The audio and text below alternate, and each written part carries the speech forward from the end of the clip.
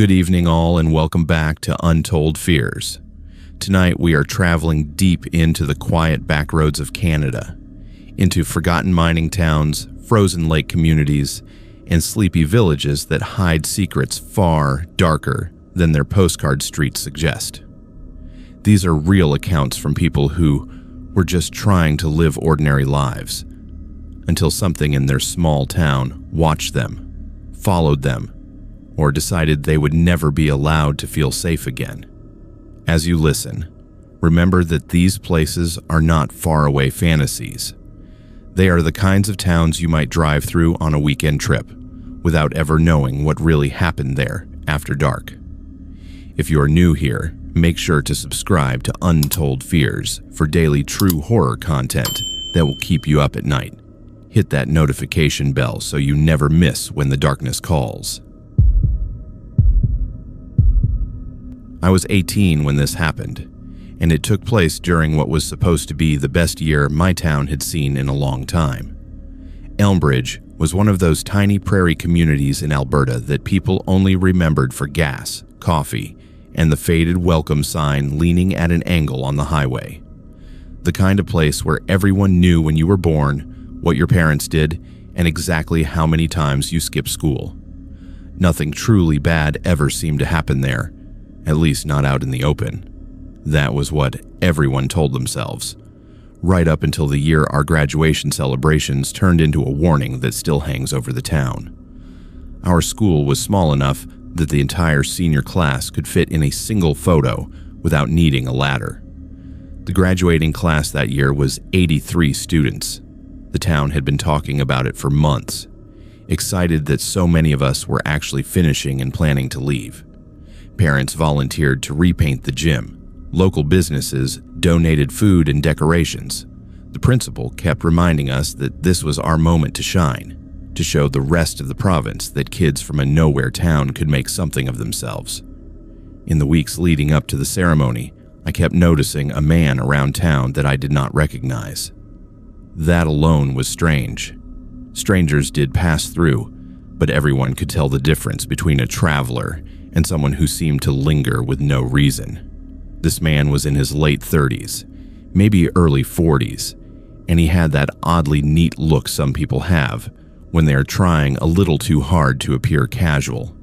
Short, dark hair that never seemed out of place, a plain jacket despite the cold, and a way of standing that made it obvious he was not simply waiting for someone. He watched. I first saw him outside the small grocery store on a Saturday afternoon. He leaned against a newspaper rack with his hands in his pockets, pretending to study the weathered posters in the window. Every time someone walked past, his eyes flicked up, sharp and quick.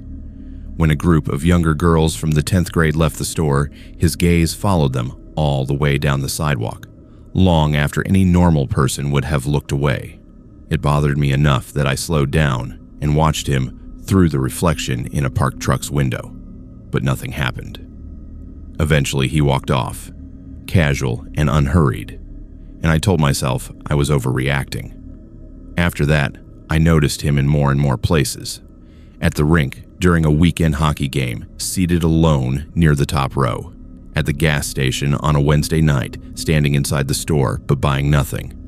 Once, I saw him across from the school, just outside the chain-link fence, pretending to be on his phone while his eyes swept the groups of kids leaving after class. I asked my mom if she knew who he was, figuring she might recognize a new worker from one of the farms, but she shook her head. In a town like ours, an unfamiliar adult was already unusual. An unfamiliar adult who seemed to spend a lot of time near the school was far worse. The day of graduation, the sky over Elmbridge was a pale, washed-out blue, as if even the weather could not decide if it wanted to celebrate or not. Our class stood outside the front doors of the school in our green and white gowns, caps in hand, families taking photos from every angle. I was laughing with my friends about how ridiculous we looked when I felt eyes on me. That attention is different from a casual glance. It has weight. I turned toward the street, and there he was, standing near the edge of the parking lot. He wore the same plain jacket, the same carefully neutral expression. For a moment, our eyes met. He looked at me like he recognized me, like we had shared some private joke, and then he started walking toward the group. My stomach tightened, and for no good reason I smoothed the front of my gown, suddenly feeling exposed. When he reached the edge of the crowd, he lifted a hand in a small wave. "Congratulations," he said, his voice low and oddly smooth. "You all must be proud." Up close, I noticed how still he held his body, like every movement was deliberate. His eyes were a little too bright, his smile a little too fixed. Thanks," I replied, forcing a polite nod. "In a small town, you're taught to be respectful to adults, even if they unsettle you. Do you have someone graduating?" He tilted his head for a second, as if the question amused him. "You could say that," he answered, then looked me over in a way that made the hairs on the back of my neck rise. "Big night for you, Cooper." Hearing my name from his mouth felt like stepping onto thin ice. I had no idea who he was. My name was not printed anywhere on me, and the teachers had not read out the list yet.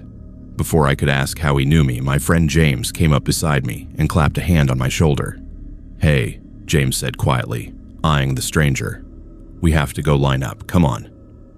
The man's smile shifted then, just a fraction, tightening at the corners.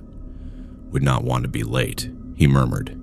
His gaze lingered on me for a beat too long, before he stepped back, nodded, and walked away toward the street. We joined the rest of our class, falling into alphabetical lines, but I could not shake the feeling of his eyes between my shoulder blades. As we shuffled toward the gym doors, James leaned closer. "Do you know that guy?" he asked under his breath. "No," I answered. "Do you?" "Kind of," he replied. "My cousin in Red Deer mentioned someone who got talked about online. Older guy who hangs around schools and events. People have reported him following kids outside malls, at bus stops, stuff like that." He swallowed, glancing back toward the parking lot. "The way you describe him, it sounds exactly like him." I felt my blood run cold. In a bigger city, you hear about people like that and imagine they stay there, drawn by crowds and anonymity. You do not picture them choosing a town where every car on the highway is noticed, where every unfamiliar face stands out. The idea that someone who had already been whispered about for hanging around kids would calmly attend. Our graduation felt unreal. Inside the gym, the ceremony began. Parents filled the bleachers. The band stumbled through the opening music. The principal launched into the usual speech about bright futures. On the surface, nothing was wrong. I tried to focus, clapping where everyone else clapped, smiling when my name was called. Each time I walked back to my seat, I let my eyes flick toward the back of the gym, half expecting to see him leaning against the wall. I did not. That almost unnerved me more. If he was not in the gym, where had he gone? After we threw our caps and the formal part of the night ended, the whole town spilled back outside into the parking lot for more pictures. The sun had dipped low enough that the light was soft and golden, the air cool. I stood with James and a few others near the side of the building, reliving small memories, when the mood around us shifted. Conversations faltered. People's heads turned in the same direction like a flock of birds sensing a storm. He was walking back toward the school. This time, he did not hang back at the edge of the lot. He walked straight up to a cluster of younger girls from the 11th grade who were standing alone near the curb. One of them, Kayla, laughed at something he said, but even from a distance you could see how tight her smile was, how her shoulders drew inward. James swore under his breath. "We are telling someone now," he said. "I am not just watching this." We left our group and headed toward the nearest uniform we could find. One of the town officers was standing near the flagpole, chatting with a teacher. When we reached him, my voice shook more than I liked, but I forced the words out. We explained about the man, how he had been around town for weeks, how he seemed to focus on the students, how he had known my name though we had never met. James added what his cousin had told him, that there were online posts about a man matching this description hanging around other schools. The officer's face changed as we spoke.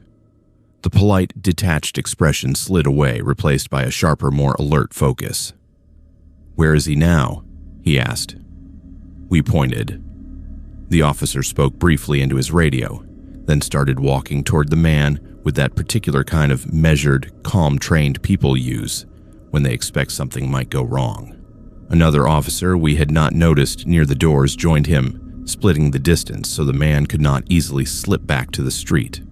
From where we stood, we could not hear every word, but we saw the shifts in body language. The officer stepped in front of the man, blocking his path. The man's face tightened. His smile vanished, replaced by a flat, unreadable expression. One of the girls he had been speaking to backed away, clutching her bag against her chest. The second officer moved slightly behind him, just enough to turn a casual chat into something else. Within minutes, the casual pretense broke. They asked him for identification. He hesitated, then produced something from his pocket.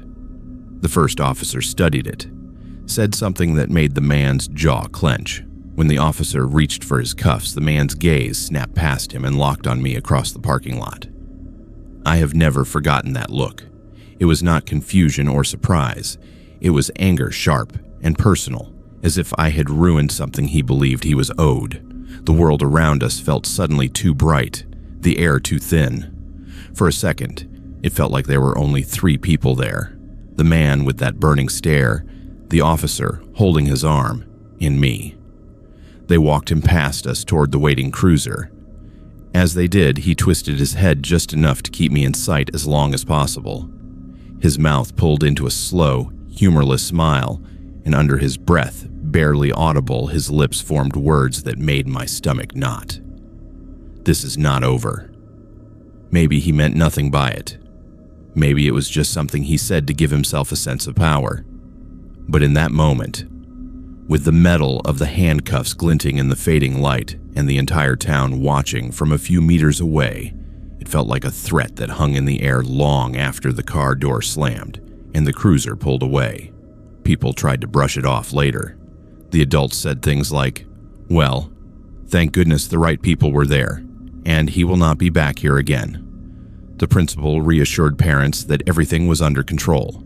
Life in Elmbridge slid back toward normal, at least on the surface. The next week, the grocery store looked the same. The gas station smelled like coffee and oil as always. The rink echoed with the shouts of kids. But those of us who had seen him up close started walking in pairs more often. Younger students stopped lingering alone outside after practice. If a car sat parked too long near the school, someone always noticed. The town liked to pretend that nothing truly bad ever happened there. But behind closed doors, people admitted what they did not say out loud at the time. A man like that does not just pick a small town at random. He comes because he knows people there will trust their neighbors more than their instincts, that they will hesitate to believe something is wrong if no one has officially said so. He comes because he believes no one will call him out. The only reason my last night of high school is not remembered for something much worse is because one time, in one tiny Canadian town, someone did. I was 16 when my school decided to pretend it was new. The building itself sat in the middle of a small town in rural Quebec, the kind of place where the houses leaned a little. The church bell rang too loud on Sundays, and people still gossiped in French over chipped mugs of coffee. The school had been there longer than almost anyone could remember. Rumor said it used to be a convent, then a hospital during the war, then a boarding school for girls. The province had poured money into it recently, so we got fresh paint, new lockers, polished floors, and a sleek glass entrance that did not match anything else in town. On the surface, everything looked modern, but there were parts of the building no amount of paint could fix. The main hallway lights hummed with that faint electric buzz that gets into your bones if you stand under it too long. The old intercom speakers were boxed in plastic, but they still crackled in the same tired way when the office made announcements. Some doors were shut and never opened. We were told that was because the rooms were being used for storage, but every kid knows storage is what adults say when they do not want to explain something. From the first day of that year, I hated being in the school after the final bell. During class, the noise and motion made it feel normal. Once most people left, a different weight settled into the halls, like the building itself was waiting for something. My friends laughed when I said that. They said I was just spooking myself because of the stories, but that was the problem. The stories were everywhere. People whispered that a girl had died there when it was a boarding school, locked out in winter by one of the sisters as punishment and never found until morning. Others said a patient from when it was a hospital had jumped from the third-floor window and left a stain on the floor that no cleaner could remove. Every grade had its own version. Details changed to make it feel like it happened not that long ago. The teachers waved it off as teenage imagination. Even when you do not believe a thing, though, hearing it enough times gets in your head. The first strange thing that happened to me was not dramatic. It was so small that if it had only happened once, I might never have thought about it again. It started with a note. My locker was in the far corner of the second floor, near the staircase that led up to a blocked-off landing. They had installed those new electronic locks at the main doors, and supposedly there were plans to do the same for some classrooms, but the lockers were old metal ones with vents shaped like crooked smiles. Every morning I checked mine before homeroom, more out of habit than anything else. Most days, it held the same things: textbooks, a spare hoodie, the crumpled remains of old math quizzes. One Tuesday, I opened it and found a folded piece of paper sitting neatly on top of my books. No name on it. Just a strip of lined paper folded once. I looked over my shoulder, expecting to see someone watching, but the hallway around me buzzed like usual. People slammed locker doors, called across the corridor, hurried toward class. I unfolded the note. "You look tired today. Do not stay after dark." For a second, I assumed it was a prank. The message was strange, but it could have been a joke from someone in my friend group who knew I did not like staying late. The handwriting was neat, almost too careful, each letter printed with the same pressure. There was nothing else. No name, no doodles, no hearts or curses. Just that one sentence. I shoved it in my pocket, planning to show my best friend at lunch and roll my eyes about it. By the time lunch came around, I had forgotten. High school days all blur into each other when you are trying to survive exams and gossip at the same time. The second note appeared 2 days later. This time, I found it at the end of the day when most people had already left. I stayed a few minutes late to talk to our French teacher about an assignment. By the time I finished, the hallway had emptied almost completely. The sound of my footsteps echoed louder than usual as I walked back to my locker. I twisted the dial, opened the door, and there it was. "You should not walk home alone." He likes the back stairs. The skin between my shoulder blades prickled. Again, no name. Same precise handwriting. I looked up and down the hall. Only one other student was in sight, a grade 9 boy hauling his backpack toward the exit. Far down the corridor, near the office, a teacher locked a classroom door. That was it. The back stairs were the ones I used every day. They were narrow, and the motion sensor lights at the bottom took a second too long to flick on, so you always stepped into darkness first. My route home took me past the old church, and then along a street with more trees than houses. I'd never thought of it as dangerous before. The town was small. Nothing that bad ever happened there, at least according to adults. I told myself the note was a dumb joke, trying too hard to be creepy. Maybe someone saw me using the back stairs and wanted to freak me out. I crumpled the paper, threw it in my bag instead of the trash, and left by the front doors that day. It felt ridiculous, but I did not want to test it. The third note did not feel like a joke at all. It showed up the following week, on a day when the sky turned the color of dirty snow and the wind shoved at the windows hard enough to make them rattle. The principal announced during homeroom that all after-school activities were canceled because a storm was coming.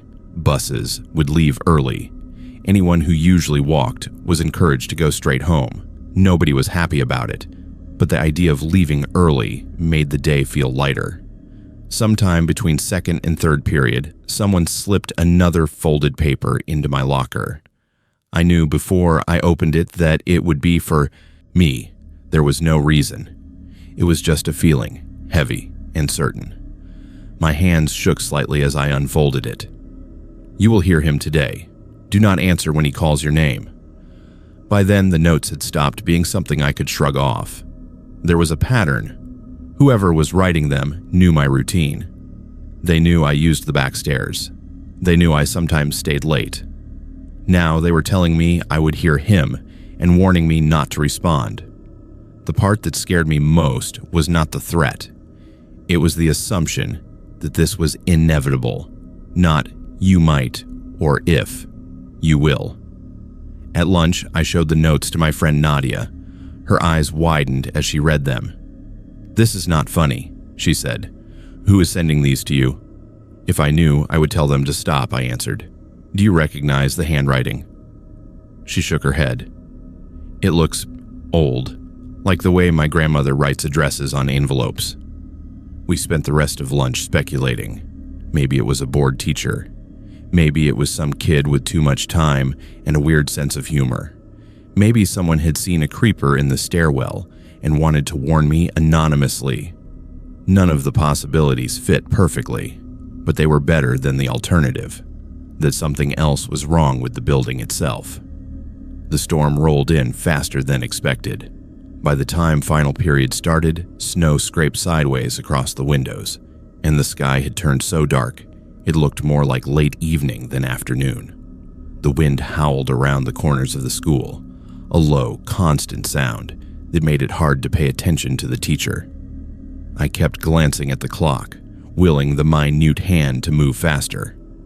When the dismissal bell finally rang, everyone rushed to leave. Teachers stood near doors, reminding us to go straight home. The intercom crackled as the office repeated the message for anyone who had not heard it the first 3 times. Nadia had a ride, so she grabbed her things in a hurry. "Text me when you get home," she said, squeezing my arm. "Maybe keep your headphones in until you are out of here, just in case." "Just in case what?" I asked, but she was already swept away by the current of students. I went to my locker. The hallway was already thinning out. Lockers slammed shut one after another, like a line of dominoes falling. The fluorescent lights flickered once, steadied, then buzzed louder. I swapped my books, pulled on my coat, and hesitated. The front doors would be more crowded, but closer to the buses. The back stairs would be emptier, but sheltered from the wind for longer. Every other day, I would have taken the back without thinking. That day, the memory of the note sat in my pocket like a stone. He likes the back stairs. I closed my locker and forced myself toward the front. It felt childish to alter my route because of anonymous paper. The hallway near the main entrance was packed with people shoving arms into sleeves, tugging hats, over ears, hunching against the cold that blasted in each time the doors opened. I hated crowds almost as much as I hated the eerie quiet of the building when it was empty. I decided to cut down the side corridor that led past the stairs, thinking I would slip into the flow closer to the doors. The side corridor was almost empty. Only the recessed doorway to the back stairs broke the blank stretch of wall. The little green emergency exit sign above it glowed faintly. The motion light at the bottom flicked on as someone pushed the door open from below. I stopped. For a second, all I could see was the shape of a person on the landing, half in shadow. The angle of the light made it impossible to see a face clearly. Then the shape stepped forward, just enough that the overhead light caught their shoulders. It was a man, taller than any of the boys in my grade, wearing an old-fashioned dark coat that looked too heavy for the kind of storms we usually had. Scarlet. My name echoed up the stairwell. The way he said it made my skin crawl. He stretched the syllables out, soft and slow, as if tasting them. It did not sound like a question. It sounded like he was sure I would come closer. Maybe it was a teacher. Maybe it was a parent. Maybe it was some older student I did not recognize in the weird light. All of those maybes collided in my head at once. Instinct shoved them aside. You will hear him today. Do not answer when he calls your name. I swallowed. The air in the corridor felt colder than it should have. My breath puffed out in a faint cloud. "Scarlett," the voice called again, louder this time, closer. The sound did not match the storm outside. It did not sound muffled or distorted the way voices usually did in stairwells. It was too clear, too close, like someone whispering directly into my ear while standing meters away. Every part of me wanted to respond out of habit. That is what you do when someone calls your name. You answer, you look, you step toward the sound. I locked my jaw and forced my feet to move in the opposite direction, toward the front of the school. I fixed my eyes on the sliver of daylight at the end of the corridor and walked. Behind me, the stairwell door creaked open wider. The voice followed. "You know it is rude to ignore people." The words were flat, almost amused. I focused on counting my steps. 1, 2, 3, 4. If I reached the corner and turned, I would be in sight of the front office. There would be people there, adults, noise. This would break whatever weird, tight feeling was wrapping around my chest. "Come on, just look at me," he said. I turned the corner without looking back. The noise of the main hallway rushed over me like water. Students shoved past, muttering about the snow. A teacher stood near the doors, holding them open for a cluster of kids. The intercom crackled again as the secretary reminded us about bus departures.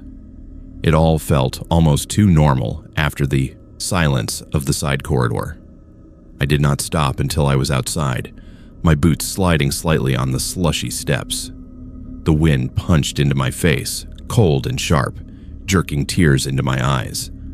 I walked straight to my usual route home, ignoring the line of buses, ignoring the way my hands shook inside my gloves. When I got home, I locked the door behind me, something my parents usually only did before bed. My mother frowned when she saw me do it. "Everything all right?" she asked in French. "Storm is bad," I said. "They sent us home early." I did not tell her about the notes. I did not tell her about the voice on the stairs that knew my name. Parents in small towns either dismiss that kind of thing as nonsense or overreact so hard you regret saying anything. I did not want either. That night, the storm knocked out the power for 3 hours.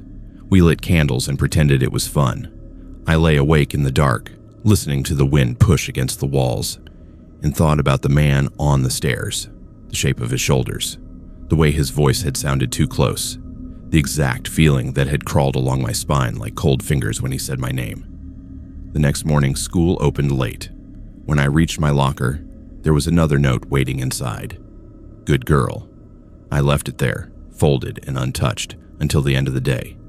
Then I took all 4 notes home and burned them in the sink while the exhaust fan roared overhead. People still tell stories about our school.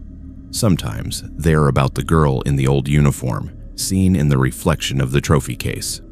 Sometimes they are about footsteps in the 3rd-floor hallway that was supposedly sealed off years ago. I do not correct them. I do not mention the man on the back stairs who knew my name and wanted me to look at him. I graduated and got out of that town. The school has been updated again since then. They say it is safer now, brighter, more open. Maybe that is true. Maybe fresh paint and new lights are enough. But every time I see a photo of the building online, with its big glass entrance and its cheerful banners, I find myself staring at the shadowed rectangle where the back stairwell door would be, just out of frame. And I wonder who hears their name called there now, and whether they listen. I was 15 when one of the boys in my class vanished between school and home, and the whole town pretended it was an unsolvable mystery instead of admitting we had all seen the warning signs. Our town clung to the edge of a lake in northern Ontario, the kind of place where winter stayed longer than it should, and summer smelled like gasoline, pine, and fish guts. There was one main road, one high school, one grocery store, and about 1,000 people who all liked to say nothing truly bad ever happened there, because admitting otherwise meant admitting they were not really in control of anything at all. His name was Liam. I did not know him well enough to call him a friend, not really. We were in the same grade and had played on the same floor hockey team in 8th, which in a town like ours meant I knew the way he laughed when he was really tired and the way his ears went bright red when a teacher called on him unexpectedly. He was one of those quiet kids who slipped through hallways without attracting much attention, thin and long-limbed, with a habit of pulling his hood up whenever he walked outside, no matter the weather. Liam lived farther out than most of us, in a small cluster of houses, about a 40-minute walk from the school if the weather cooperated. There was a bus route that passed not too far from his place, but for reasons nobody ever fully explained, he usually walked. People in town said he liked the peace and the time to think. Kids said his stepfather hated dealing with the school and refused to sign the bus forms. Whatever the reason, it meant that almost every afternoon, after the last bell, Liam would sling his backpack over one shoulder and head down the same narrow trail that cut from the back of the school grounds into the trees and eventually spat him out near the lakeshore road. Most of us used that trail sometimes. It was faster if you were heading to the docks or cutting over to the little convenience store near the marina. In the fall, it smelled like damp leaves and cold mud. In the spring, it turned into a river of slush and exposed roots. If you walked it alone at dusk, you always told yourself that the creaks and snaps in the underbrush were just animals. In a way, that trail was like the whole town, familiar enough to feel safe, wild enough to hide things. The first time I noticed something wrong was in early October, when the air had that sharp edge that made your lungs sting a little. I stayed late for a science project and ended up leaving around the same time as Liam. As I stepped out the back doors, I saw him ahead of me, already heading toward the trail, his backpack hanging low. I jogged a few steps to catch up, more out of boredom than friendliness. "Hey," I said, "you going the lake way?" He glanced back, then shrugged. "Yeah." We walked in silence for a bit, the school shrinking behind us. The trailhead was just a break in the chain-link fence where generations of kids had bent it enough to make a gap. As we stepped through, I noticed a dark blue truck idling on the side of the gravel access road, just off school property. It faced the fence, angled like it had been parked there to watch. The engine was running, but the driver sat completely still. The windows were tinted just enough that I could not see a clear face, only the outline of someone behind the wheel. Liam's shoulders tensed under his hoodie for a second, then relaxed. He did not look at the truck. He did not have to. You know when someone has been in your space more than once. Your body recognizes it even if your mind pretends not to. "Do you know them?" I asked. "Just some guy," he said too quickly. "He parks there sometimes." "That is weird." "Yeah, whatever." He kicked at a rock and sent it skittering down the path, probably just waiting for someone. We both knew that was not true. There was nowhere else to go from that access road.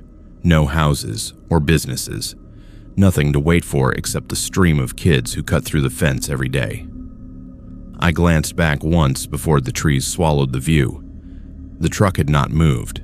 I felt eyes on us until the trail curved and the sound of the engine faded under the crunch of leaves. After that, I started seeing that truck more often, always after school, always near the trailhead or along the lakeshore road where the trees grew close to the ditch. Sometimes it sat empty, door closed, windows up. Sometimes there was a shape in the driver's seat, still and watchful. I never saw anyone get out.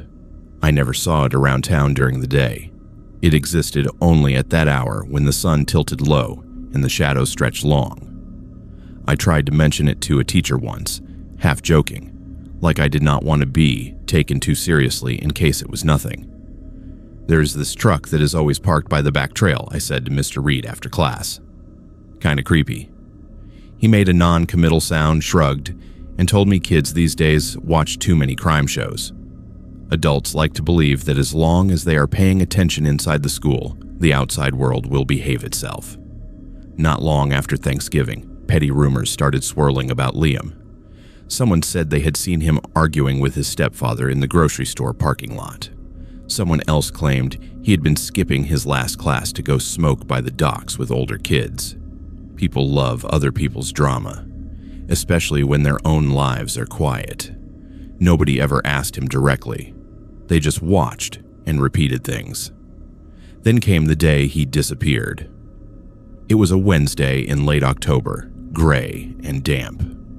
The kind of day where the sky pressed down on the town and the lake looked more like a sheet of metal than water. Classes dragged. By the last bell, most of us spilled from the building as fast as we could, collars up against the drizzle.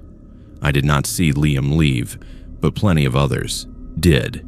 He went out the back, same as always, hood up, hands jammed into his pockets. Few kids said later they noticed he kept looking over his shoulder. Nobody thought enough of it at the time to ask why. I took the front route that day because I had to stop by the pharmacy for my mom. By the time I reached the corner where my street met the Lakeshore Road, the usual traffic of pickup trucks and aging sedans had thinned. I paused there, out of habit, looking toward the stretch of road that ran parallel to the lake and the tree line. That was when I saw it. The dark blue truck crawled past, slow, so slow it almost rolled backwards between spurts of movement. The driver's window was cracked just enough for a narrow strip of skin to show, an elbow hooked on the sill, a pale hand tapping the outside of the door. The truck passed the turnout where the trail ended, then eased onto the shoulder and stopped, hazard lights dark. It sat there like a predator that had finally chosen a spot. I remember thinking I should write down the plate. I should go back to the school and tell someone again. I should do something more than stand there. Then the sky opened a little harder, rain seeping down my neck, and I told myself I was being dramatic. Liam would be fine. He always walked that way. The worst that would happen was he would get soaked. The next morning, his desk and homeroom was empty. At first, nobody panicked. Kids missed school all the time. Maybe he was sick. Maybe he had finally convinced someone to let him take the bus and just did not come in. By third period, teachers were trading glances in the hallway. By lunch, people were whispering. By last bell, there were police cars in the parking lot. Word spread fast in a town like ours. By dinner, everyone knew. Liam had never made it home. His mother called the school, then the police. He had not shown up at any friend's house. His stepfather insisted he had no idea where the boy had gone, that whatever trouble he had brought on himself had nothing to do with them. Phrases like runaway and teenage phase were thrown around in the first 24 hours, because it is easier to believe a kid chose to vanish than to accept they might have been taken. Then they brought in the dogs.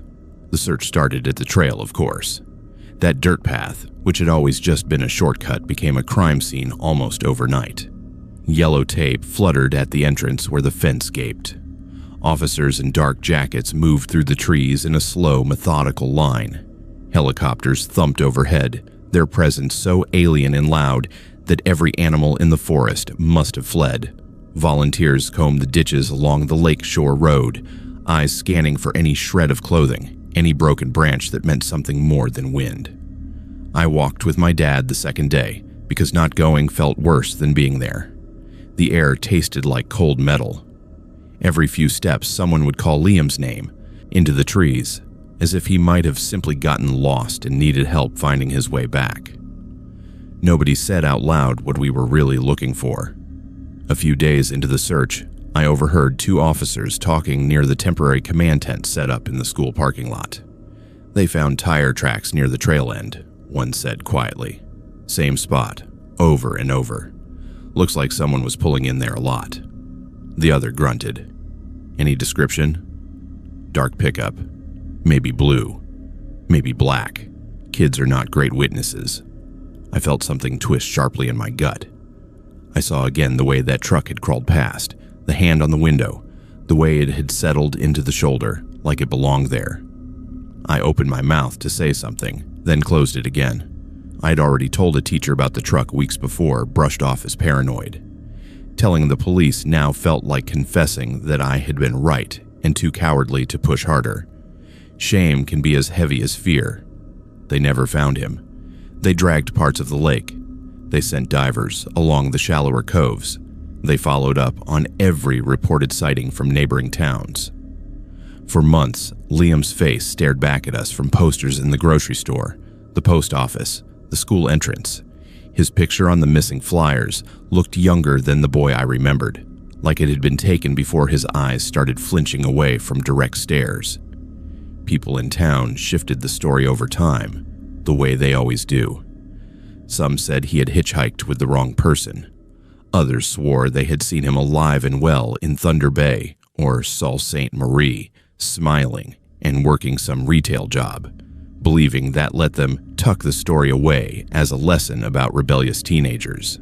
The idea that someone had waited for him over and over, learning his routine, choosing the exact right day when the sky was low and the town was tired, that was harder to carry. A year later, the school board closed off the back trail for safety reasons. They put up a taller fence and a proper gate, locked every afternoon. Officially, it was to discourage trespassing and keep bears out of the yard. Unofficially, it was because nobody wanted to look at that gap in the fence and remember the boy who walked through it one last time and never came back. Sometimes when I go home to visit, I drive the lakeshore road at dusk. The trees still lean over the ditch, thick and dark. The turnout near the end of the old trail is grown over now, grass pushing through the gravel, but the shape of it is still there if you know where to look. I slow down, without meaning to, my hands tightening on the steering wheel, waiting to see that dark blue truck idling where it used to. I never do. The world moved on. New students came. The town got another coat of paint. People mentioned Liam less and less, until his name became something you only heard in lowered voices when the power went out, or when a stranger's vehicle lingered too long near the schoolyard. What stays with me are the little moments that did not seem important at the time. The way his shoulders tensed when he saw that truck. The choice he made to walk alone every day, because that was his routine. And routine feels like safety. The way I told myself I was imagining things because no one else seemed worried. In cities, people like to think horror lives in shadows and alleys. In small Canadian towns, it lives in the space between what we notice and what we are willing to act on. One boy vanished on a walk he had taken 100 times before, and all we ever found were tire tracks in the mud and a trail that no one is allowed to use anymore. I still dream about that road sometimes. In the dream, I'm back on the corner, watching the truck slow down.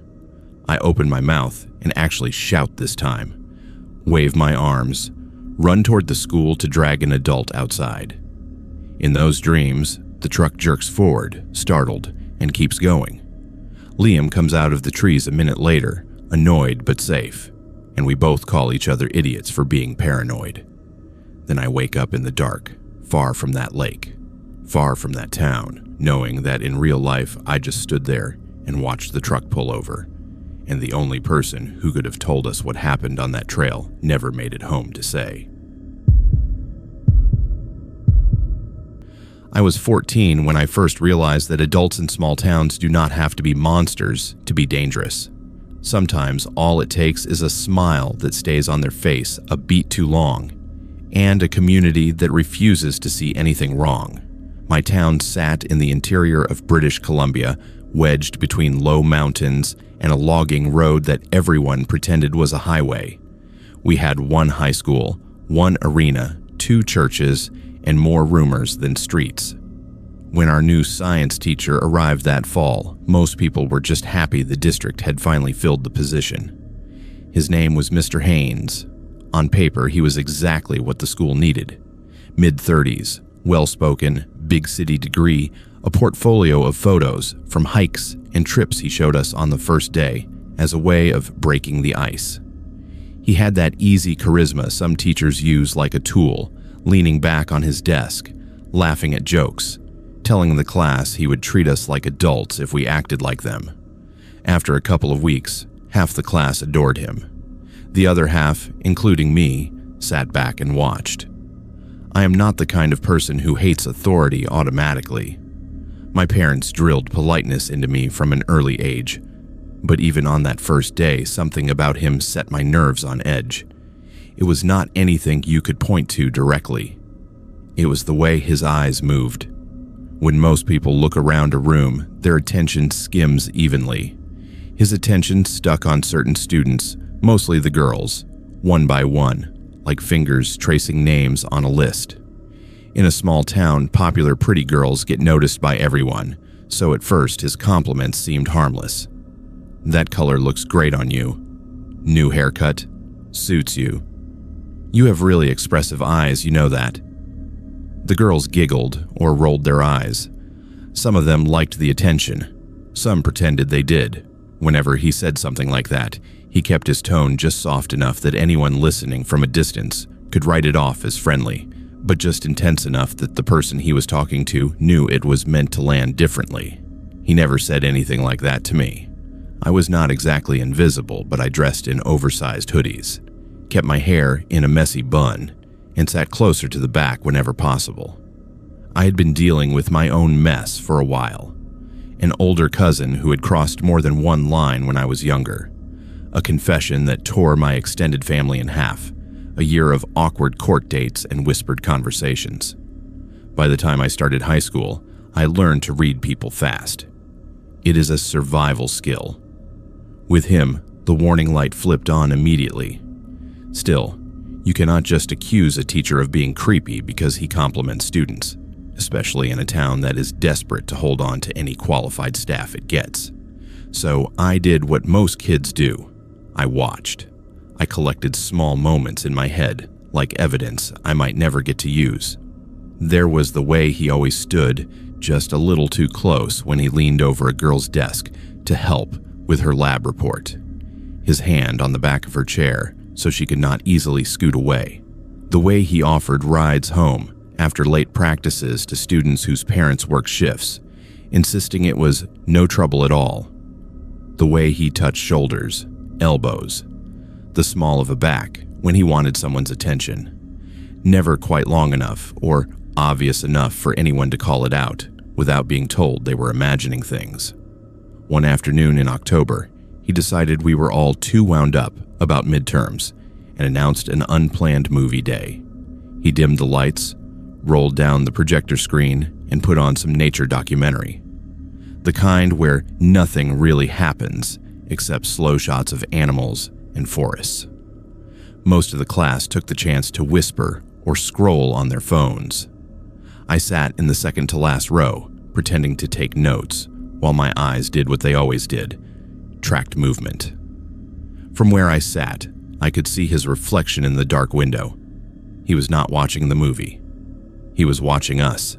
His gaze drifted, settled on one girl near the front, Sophie, who played volleyball and had that effortless, careless kind of beauty that made other girls jealous and boys stupid. She had leaned her head on her crossed arms, tired from practice. The light from the screen flickered over the back of her neck. He walked down the aisle slowly, stopping beside a few desks, making little comments about the documentary. When he reached her row, he paused. In the reflection, I saw his hand hover above her hair, fingers flexing once, twice, like he was fighting with himself. Then, so gently it almost did not look real, he touched a strand of her hair and let it slide between his fingers. My stomach turned. I do not know if she felt it, if she thought it was accidental, if she froze the way I had frozen so many times before when someone I did not want touching me found an excuse anyway. He murmured something I could not hear and moved on. Two other students laughed at something on their phones, oblivious. On screen, some bird took flight in slow motion. After class, I cornered Sophie in the hall. "Does he ever, I do not know, get too close?" I asked. She laughed, but it sounded forced. "He is just friendly." "That is not really what I asked." Her smile faltered for a second. She looked around to make sure no teachers were near. "He is kind of weird sometimes," she admitted. "Like, last week he asked if my parents were strict and if I was allowed to go to parties. I said not really, and he was like, 'That is too bad. You seem like someone who could use a little fun.' It was... whatever. Whatever. That word is a shield. It says, I do not want to deal with what this actually means. You know, you do not have to take rides from him, right?" I said. Her eyebrows shot up. "Who told you that?" "Nobody. I just see things." She shifted her books from one arm to the other, suddenly restless. "It is not a big deal. It is just when my mom is on nights. He lives near my street anyway." That night, sitting at the kitchen table while my mom paid bills, I thought about telling her. The words hovered under my tongue. There is this teacher at school, and everyone loves him. But he gives me a bad feeling. He touches people too much. He watches. I pictured her face tightening, the way it had when I first told her about my cousin. I pictured the meetings, the calls, the way the town would close ranks around a popular teacher with references and a clean record. Instead, I asked a question that seemed safer. "Do you think someone can be dangerous without actually doing anything obviously wrong?" I said. She looked up from the stack of papers. "What do you mean?" "Like, if they just make you feel wrong inside." She studied me for a moment, then sighed. "Your feelings exist for a reason. If someone makes you uncomfortable, you are allowed to avoid them. You do not have to prove to anyone why." That was not the reassurance I wanted. I wanted her to say, "If a teacher does that, we will fix it." Instead, I got permission to keep my distance, which did nothing for anyone else in that classroom. As the year went on, lines kept getting blurred. He started an unofficial study group after school twice a week. On paper, it was open to everyone. In reality, the same handful of students showed up, mostly girls, mostly the ones he had singled out as bright or mature. He brought snacks sometimes. He complained about his workload and his dating life in a way that felt less like venting to students and more like testing how far he could push the idea that he was their friend, not their teacher. He added some of them on social media. At first, it was just liking their team photos or leaving comments like, "Proud of you all," on public posts. Then he started replying to their stories late at night. "You look nice." "Big day tomorrow. Get some sleep." "You still up?" Little messages that might have seemed harmless one by one, but when lined up in a row painted a picture I knew too well. When anyone my age complained, adults recited the same script. "He is just enthusiastic." "You kids are lucky to have a teacher who cares so much." Maybe you are reading into things. Nobody wanted to see something ugly where they had decided goodness lived.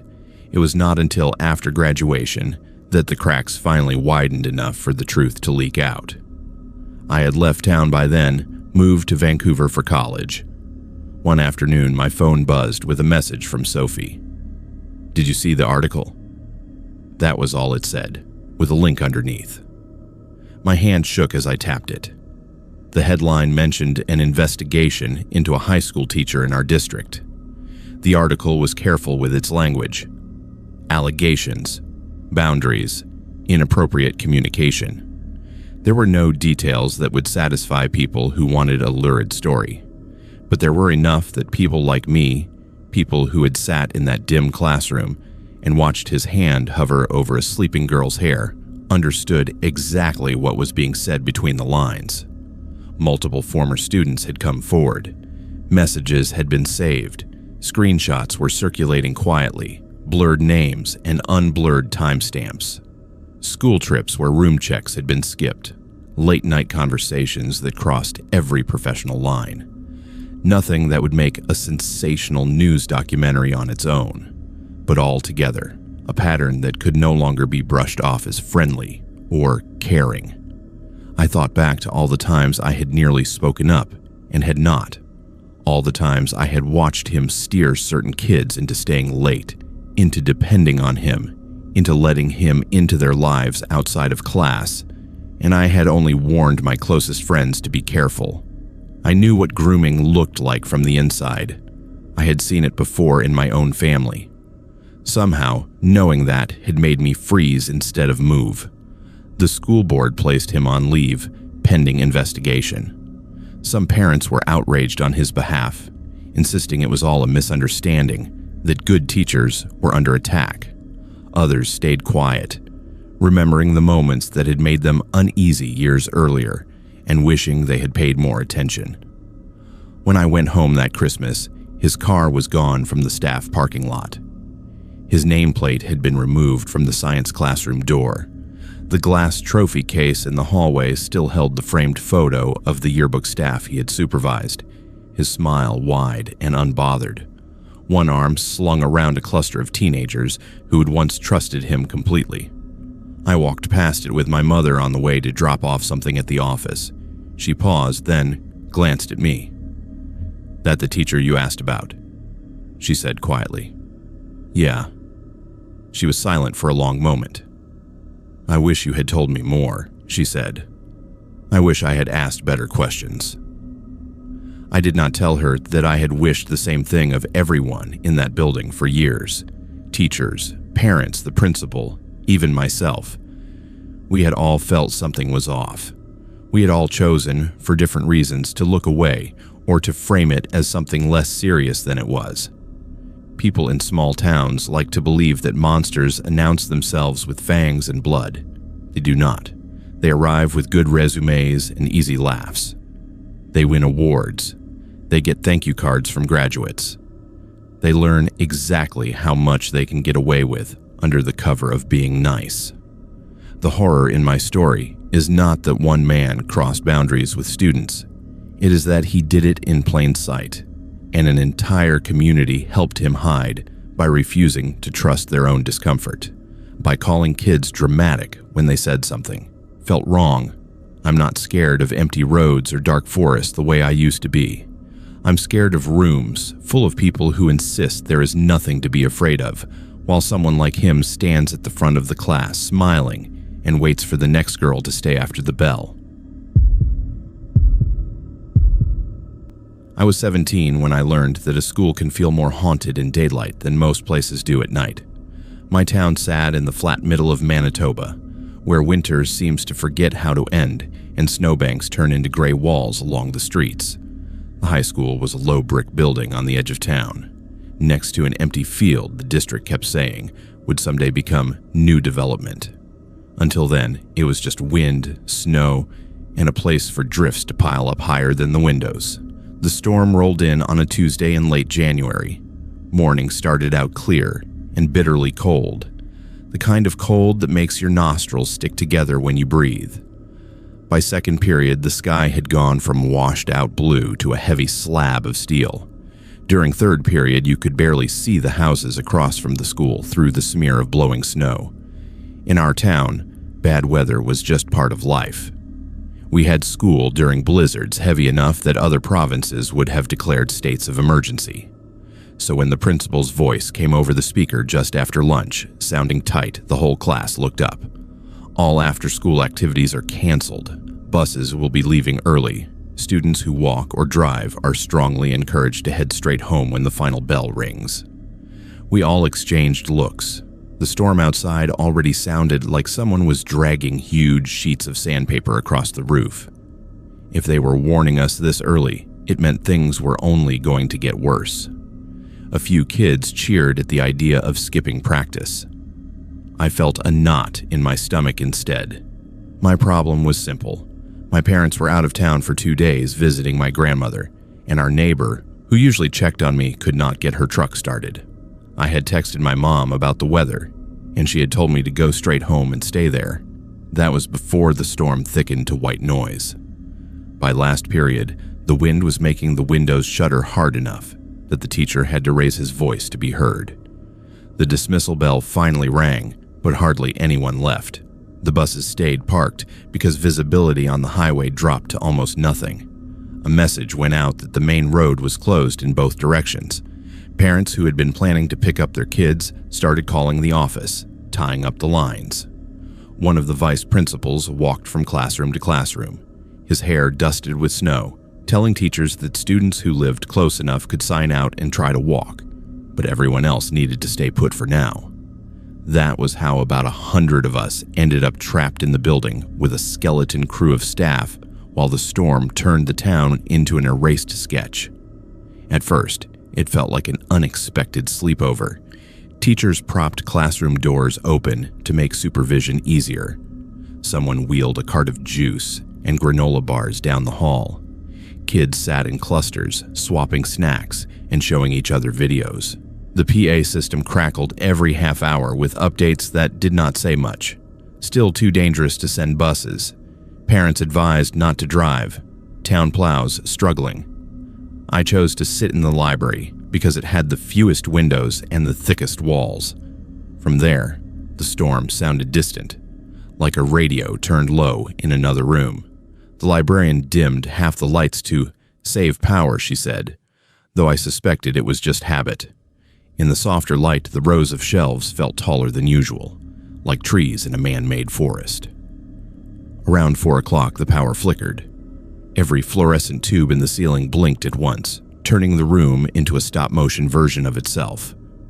Bright, dark, bright again. The computers blinked off and on.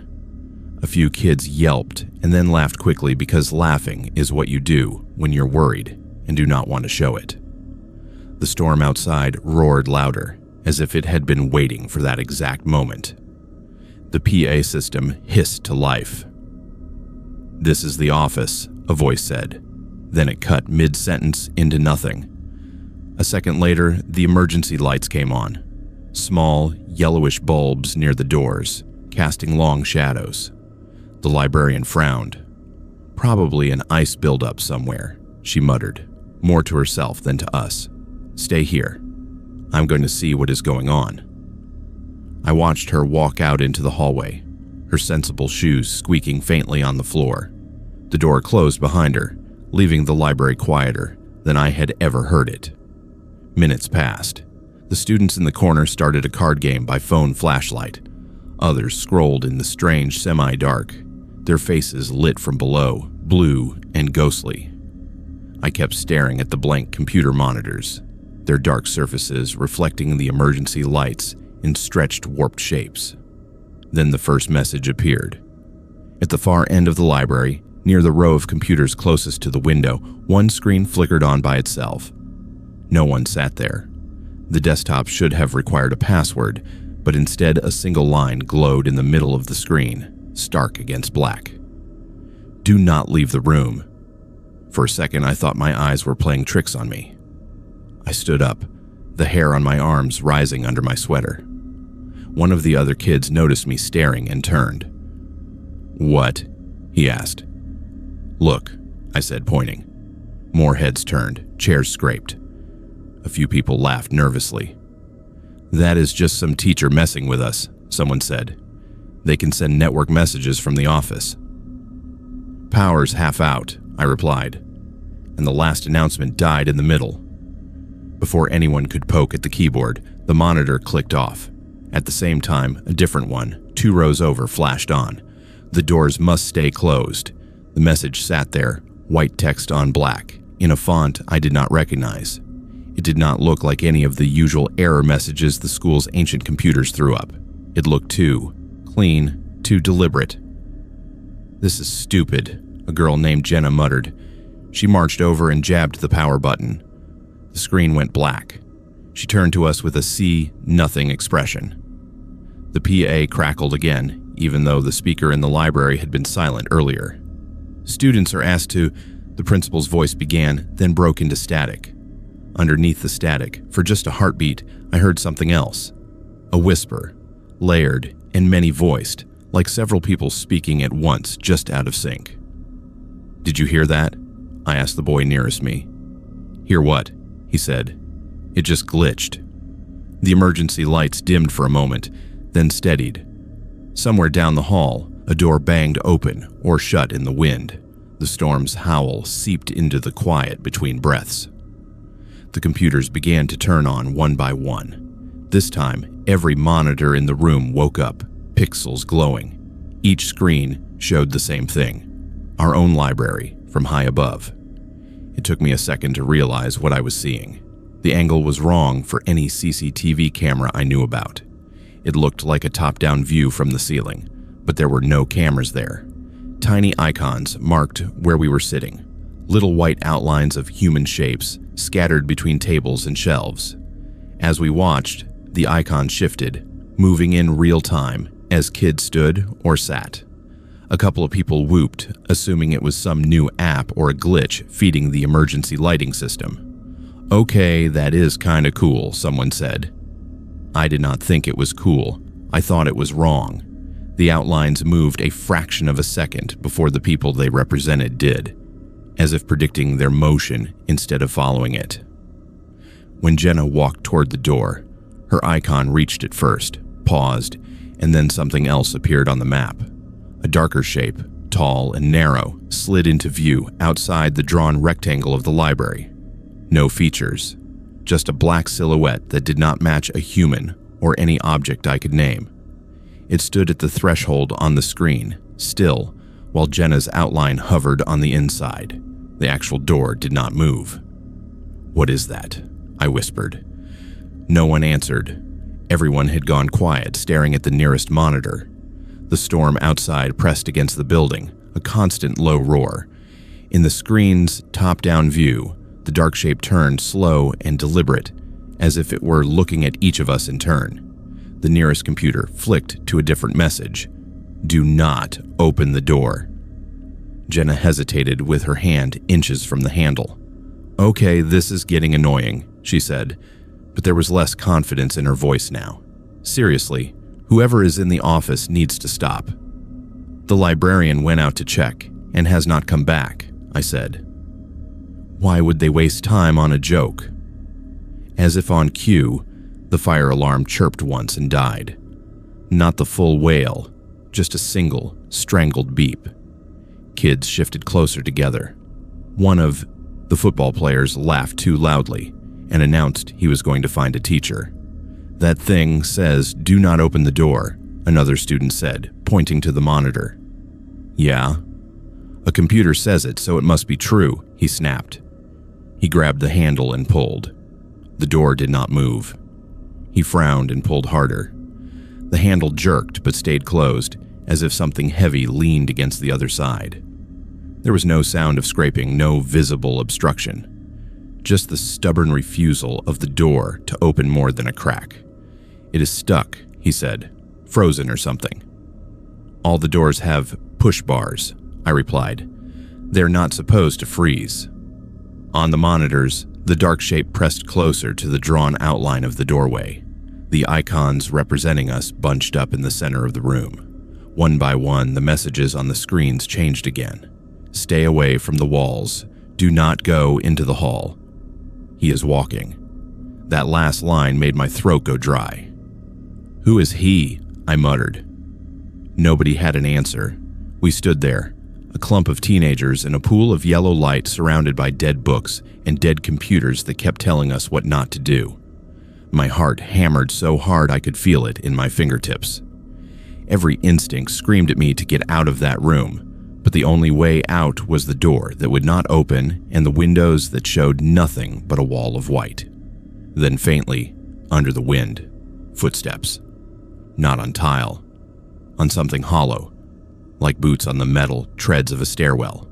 Slow, measured, coming closer, then receding, then closer again, like someone pacing back and forth at the end of a hall.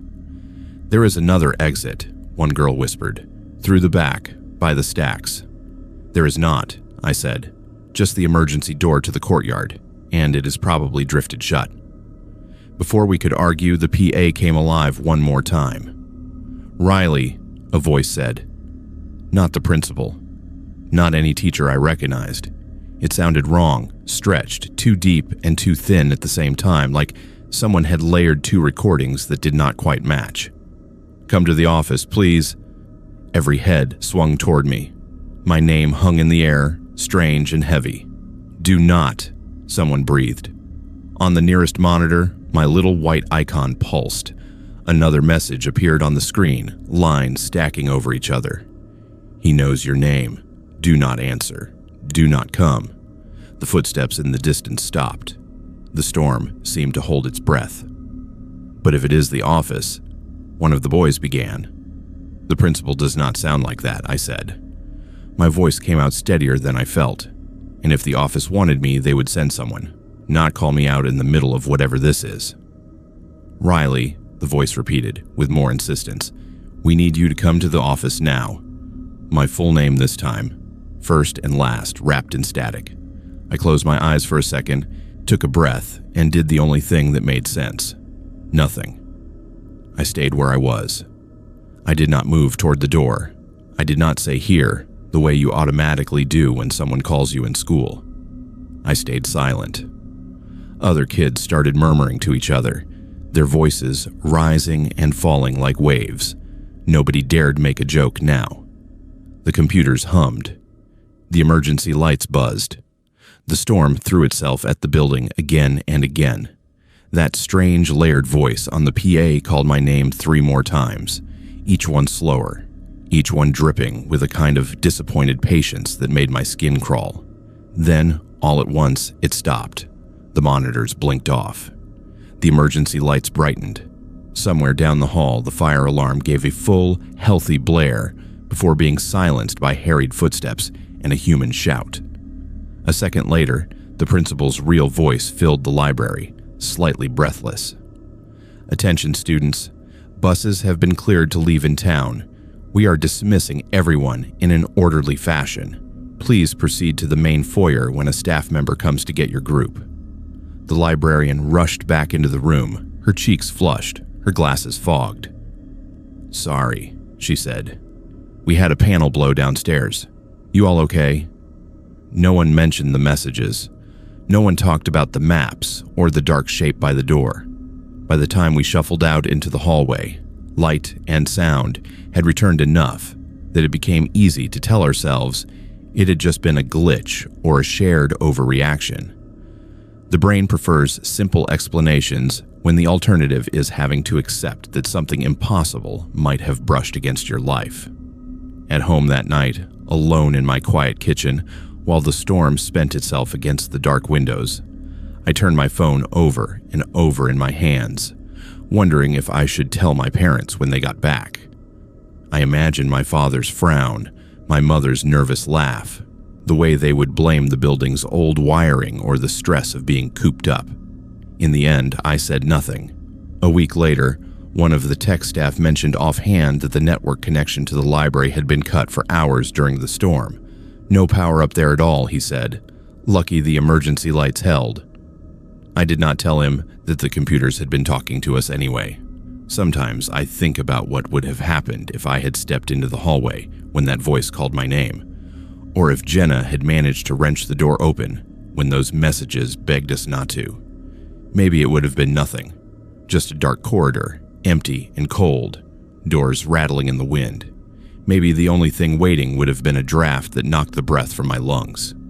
But when I remember the way that black shape turned one by one to face our little icons on the screen, and the way the door handle refused to move even under a linebacker's grip, I'm glad I chose to believe the warning instead of the familiarity of the intercom. People think storms are dangerous because of what happens outside. Cars sliding, power lines snapping, snow swallowing roads.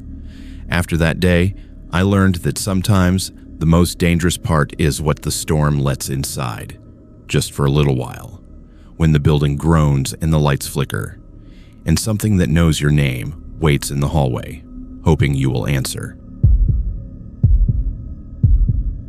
I was 16 the first time I realized the trees could watch you back. My town sat far enough north in British Columbia that most maps just showed a smear of green and a highway number. We had one main road, a motel that smelled like old coffee, a hockey rink, and a high school that doubled as a community center. Beyond that, it was just forest in every direction, thick and dark, pressing up against the edge of town like a slow, patient tide. My story starts on a road that looked the same as every other logging route in the region. Narrow, cracked, lined with jack pine and black spruce. The school district used it as the evening bus route for away games because it cut 20 minutes off the drive to the next town. During the day, it was just another stretch of asphalt. At night in winter, with snow piled high on either side and the sky black by 4:30, it felt like driving through a tunnel made of trees and ice. I played on the girls' basketball team, mostly because there was not much else to do. Away games were our excuse to leave town, even if it was only to another place just as small and quiet. That December evening, we had lost by 10 points, and everyone was tired and annoyed. We shoved our gear into the underbus compartment and climbed aboard, cheeks red from the cold, hair still damp from quick showers. Our driver, Mr. S., was one of those guys who had been old as long as anybody could remember. He wore the same thick parka all winter, kept a thermos of coffee within reach, and knew every bump and pothole on the highway by memory. He teased us about the loss as we filed past. "Do not worry," he said. "You will get them next time. Long drive home now, though. Settle in." I took my usual seat near the back on the left side where I could lean my head against the window and watch the dark blur by. The heaters hissed to life. The bus rumbled out of the small town's parking lot, crossed the single intersection with its blinking amber light, and turned onto the long road home. For the first half hour, everything felt normal. Girls talked in low voices, swapped snacks, scrolled on their phones until the service dropped to nothing and the signal bars died. The coaches sat near the front, going over plays they wanted us to run better next time. Out the window, the last bits of townlight vanished, replaced by the endless line of trees. It is hard to explain how dark it gets that far north, unless you have seen it. There are no cities nearby to throw up a sky glow, no strip malls or neighborhoods. The bus headlights carved a narrow cone of yellow into the black. Beyond that, the forest swallowed everything. The snow along the ditches glowed dimly, then faded as we passed, like breath on glass. I was half asleep when the first thump came. It was not loud, just a dull impact somewhere near the back of the bus, on my side. The kind of sound you might expect if a branch swung down and hit the metal. A few girls glanced up, then went back to their conversations. Out here, hitting branches was normal. The ditches were full of them. A minute later, it happened again. Thump, slightly higher this time, closer to where my shoulder rested against the cold glass. "Did you hear that?" I asked the girl across the aisle, a grade 10 named Mia. "Hear what?" she said, pulling out an earbud. "Something hit the side."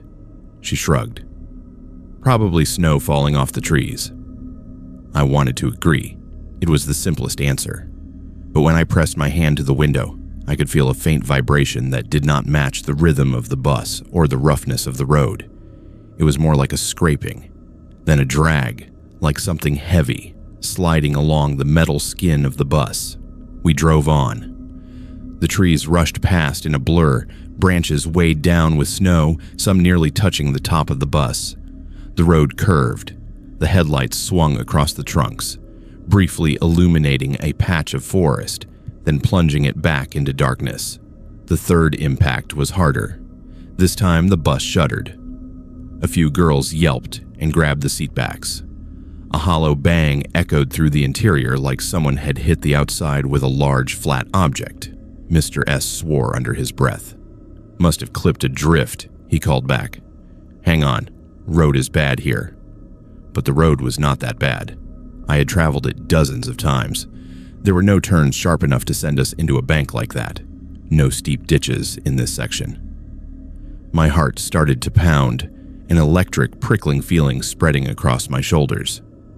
I turned my head to look straight out the window instead of letting my gaze blur. For a few seconds, all I saw were trees and snow. Then, just at the edge of the headlight beam, I saw movement. Something tall moved parallel to the bus, about 10 or 15 feet into the tree line. It was the right shape to be a person, upright, 2 arms, 2 legs, but far too big. The shoulders were high, almost level with the bottom branches of the smaller pines. The arms hung low, long enough that whatever it was could have reached down and touched the snow without bending much at all. It stayed just outside the light, keeping pace with us. When the bus hit a patch of rough road and slowed a little, the figure seemed to close the distance, its outline sharpening. "Do you see that?" I whispered. Mia squinted past me. "See what?" "There, between those 2 trees." She stared, then shivered. "I do not see anything. You are creeping me out." I blinked, and the shape was gone. Only darkness and the faint suggestion of trunks remained. Maybe it had been a trick of the branches, I told myself. A pattern of snow and shadow that looked like a body when I wanted to see one. I shifted in my seat, trying to shake the goosebumps from my skin. Then something slapped the window. It sounded like a hand, a flat, heavy hand smacking the glass right next to my head. The impact left no clear print, but a smear of moisture and dirt streaked across the outside, wide and long and higher than any of us could have reached without standing on the seats. I flinched and slid into the aisle. "Okay, that was not snow," I said louder than I intended. Other girls turned, their faces pale in the bus's overhead lights. "What happened?" our assistant coach called from a few rows up. "Something hit the window," I said. "Something big." Mr. S checked his mirrors. "Probably a branch," he said, but his voice had a tightness it lacked before. "We got a lot of low ones through here." Mia frowned. "Branches do not slap sideways at the glass," she muttered. The bus grew quieter. Conversations died into whispers. Even the usual rustle of chip bags and candy wrappers stopped. Everyone strained to listen, past the engine noise and the hiss of the heater. Outside, the trees thickened. The road entered a stretch locals called the tunnel, because the branches arched over it from both sides, forming a partial canopy. During the day, it was beautiful in a postcard kind of way. At night, it felt like driving into the throat of something. The bus slowed. Snow had drifted across the asphalt here, forming uneven ridges. As we rolled over them, the whole vehicle rocked. Somewhere above us, something scraped along the roof. It was a long sound, starting at the front and dragging all the way toward the back. Not the brittle clatter of ice or the light brush of twigs. It was deep and rough, like claws or thick branches being pulled along metal. Girls ducked instinctively, as if the roof might rip open any second. "What is that?" someone whispered. No one answered. Mr. S eased the bus even slower, almost to a crawl. "Hang tight," he said. "Drifts are nastier than I thought." I leaned just enough to look back out at the trees. For a second, everything lined up wrong. The branches in the peripheral vision, the dark between trunks, the after image of the bus interior reflected in the glass. Then, in that layered mess, I saw it clearly. A face watched us from between the trees. Face is the closest word, but it was not a human face. It was too tall for one thing, at least 8 feet off the ground. The eyes were the worst, pale, almost colorless, shining faintly like animal eyes in the dark. But they were set in a head that was too narrow, too long, the way dead trees sometimes grow in warped shapes after years of wind. I could not make out a mouth, just a dark slant, but I felt with absolute certainty that it was smiling. I jerked back, heart slamming against my ribs. "Zara," Mia said, "you look like you're going to be sick." "There is something out there," I said. "In the trees. It is following us." A nervous giggle rose from a few rows up. "Like Bigfoot," one of the younger girls chirped, trying to turn it into a joke. "Not like that," I snapped. "Taller. Wrong." Mr. S's eyes met mine in the overhead mirror. For a second, just a second, I saw recognition there instead of dismissal. "We are almost through the worst of it," he said. "Everyone stay in your seats." The scraping on the roof stopped. For a moment, I let myself believe that maybe we had passed whatever strange pocket of wind or snow had caused all of it. The bus picked up speed as the drifts thinned. The trees opened slightly, letting in more of the dull, starless sky. Then, without warning, the bus lurched as if something had grabbed the back end and yanked. Girls screamed. Someone dropped a water bottle that rolled noisily down the aisle. The whole vehicle swayed, tires slipping toward the snowbank. Mr. S cursed and cranked the wheel, fighting the skid. For a second, I thought we were going to tip. The left side of the bus rose just enough that the girls on the right slid into each other. My stomach dropped. I grabbed the seat in front of me and held on until my knuckles hurt. Then the weight released. The bus thumped back level. Mr. S brought us to a grinding, shuddering stop, half on the road, half in the snow. No one moved. The only sounds were our breathing, ragged and fast, and the ticking of the engine. "You all right back there?" he called, voice strained. A chorus of shaky yeahs answered. "I'm going to check the rear tires," he said. "Everybody stay seated. I mean it. No one opens a window. No one gets off this bus." He grabbed his flashlight, shrugged into his parka, and walked down the aisle to the back door. As he passed my seat, I caught his sleeve. "You saw something too," I said. He hesitated. For a moment, the mask of calm adult slipped. "This road has stories," he said quietly. "Whatever you see, you keep your eyes inside, you hear me? Do not invite it closer." "Invite what?" I asked. He did not answer. He stepped down onto the snow and pulled the door closed behind him. The cold rushed in for that second, sharp enough to sting my lungs. Then we were sealed back in our yellow shell, adrift in the dark. We watched Mr. S's flashlight beam move along the side of the bus. It swung down to the wheels, up toward the roofline.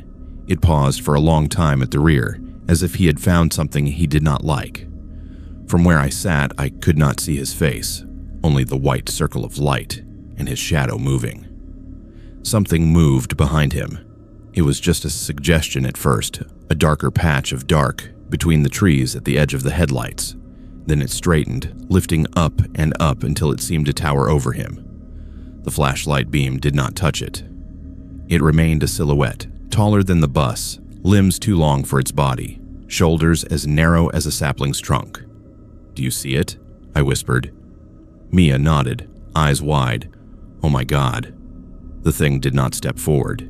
It did not rush the bus. It simply leaned a fraction, as if curious, watching. Its head tilted as Mr. S ran his hand along the metal, then stepped back, then turned toward the door. He did not look up. He did not look behind him at all. Maybe he knew better. Maybe he did not want to give whatever that was the satisfaction. He climbed back inside, face pale under his toque. "Snow built up around the axle," he said loudly for everyone to hear. "That is what pulled us. I cleared it. We are good to go." No one mentioned the outline in the trees. No one asked why there were long streaks along the back of the bus that looked less like snow scrapes and more like something with too many fingers had dragged along it. We drove the rest of the way in near silence. The scraping stopped. Nothing hit the windows again. By the time the first town lights appeared ahead of us, the bus felt almost safe again, like we had passed through something and come out the other side without really understanding how close we had been. Later that week, kids told each other about the thing in the trees in exaggerated voices, turning it into just another camp-style story to spook the grade 8s. Some said it was a wendigo. Others insisted it was just a moose distorted by weird light. The adults rolled their eyes and said the road was dangerous enough without inventing monsters. I did not argue. I also never sat on the left side of the bus again for the rest of the season. I chose the aisle, where the glass could not press cold against my shoulder, where I could not see the tree line clearly. The road is still there. Last time I went home, I drove it in my own car just to see if it felt different. In daylight, the tunnel of trees looked almost pretty. I pulled over briefly at the spot where the bus had lurched, my hazard lights blinking in the empty quiet. There were no marks on the pavement, no sign of anything unusual, just snow and trees, and the thin, constant whisper of wind through needles. As I stood there, though, I could not shake the feeling that something in the tree line recognized me, that if I stayed too long, if I walked a few steps into the shade between trunks, I would not be alone. That whatever had reached for the bus that night was still there, patient as the forest itself, waiting for the next set of headlights to slow down and the next set of windows to press a human face against the glass. I was 13 when I learned that some stories are not made up to scare kids away from old buildings. My town clung to the rocky coast of Nova Scotia, a scatter of houses, a wharf, one general store, and a school that had been temporary since before my parents were born. Everyone knew everyone else, and everyone knew about the woman in the window. That was what we called her anyway. The old schoolhouse sat on a hill above the harbor, a 2-story wooden building with peeling white paint and a bell tower that had not rung in decades. It had been replaced by the low, modern school closer to the road, then boarded up, then mostly ignored. Kids biked past it every day. Fishermen lined up their trucks along the bottom of the hill to watch the weather come in. Tourists sometimes took photos, saying it looked quaint. They did not know the rule all of us grew up with. Do not be near that place after dark, and if you see anyone in the upstairs window, keep walking. The legend changed depending on who told it. Some said a teacher had died there in the 50s, locked in by accident during a fire drill and overcome by smoke when the furnace malfunctioned. Others insisted it had been a student who climbed out the window on a dare, jumped, and broke her neck on the rocks below. A few swore it went back even further, to when the building was a boarding house, and a woman who lost her child watched the road every night until she died, waiting for someone who never came home. The only part everyone agreed on was this. On certain nights, if you looked up, you would see a woman standing in the second-floor window, staring out over the town. And if she ever turned her head to look right at you, that meant you were next. When you're little, adults tell you things like that, half joking, half serious, the way they do with old warnings about tides and ice. By the time I hit junior high, I mostly treated it as a story to tell new kids. It made the town feel more interesting, like we had our own urban legend instead of just fog and fish. Then, in October of 8th grade, a new girl moved to town and everything changed. Her name was Ellie. She came from Halifax, which made her practically a celebrity in our class. She wore her hair in a high ponytail, had city sneakers that looked too clean for our muddy roads, and talked about malls like they were normal places people went on weekends. The first week, she seemed excited about everything. The harbor, the cliffs, the way you could see the stars so clearly at night. The whole town has main character energy, she said once at lunch, chewing on a fry from the school cafeteria, like something spooky could happen any second. You have no idea, my friend Jonah said. He launched into the story of the woman in the window with all the practiced timing of someone who had told it 100 times. Ellie listened, with her head tilted, smiling, but there was something in her eyes that did not quite match the expression. When he got to the part about, if she looks at you, you are next, she laughed. So basically, do not go near the creepy abandoned building, she said. You know, if this was in Halifax, it would be full of graffiti and kids vaping in the back. It is old, I said. The floorboards are rotten. My dad says it is a miracle no one has fallen through the stairs already. Has anyone actually seen her? She asked. Like really seen her? Not friend of a friend? I opened my mouth, then closed it. I had seen something once, a pale blur behind the dirty glass, late one winter afternoon while walking home. I told myself it was a reflection from a passing car. Saying it out loud now felt like admitting something I was not supposed to. People have, Jonah said quickly. My cousin swears. Your cousin swears about a lot of things, I cut in. They also told you there were sharks in the inlet. We all laughed. The conversation moved on to other topics. But later, when the final bell rang and we walked toward the buses, Ellie fell into step beside me. You have seen something, she said quietly. I could tell. You shut up way too fast. I shrugged. I saw a shape once. Could have been anything, the glass is filthy. That is not a no. It is not a yes either. She bumped my shoulder with hers. You know what this means, she said. We have to go see it. Absolutely not. Come on. Every horror story starts with a new kid wanting to see the haunted place. It is practically a law. In every horror story, that is also how people die. She made a face. You really believe it? Like actually? I did not know how to answer that. I believed in fog that could swallow boats, and black ice you did not see until you were already skidding. I believed in currents that looked calm from shore and ripped you under in seconds. Those were real horrors. The woman in the window, she hovered somewhere between superstition and something deeper. A shared unease passed down like a family recipe. I believe in not messing with things that do not bother me, I said finally.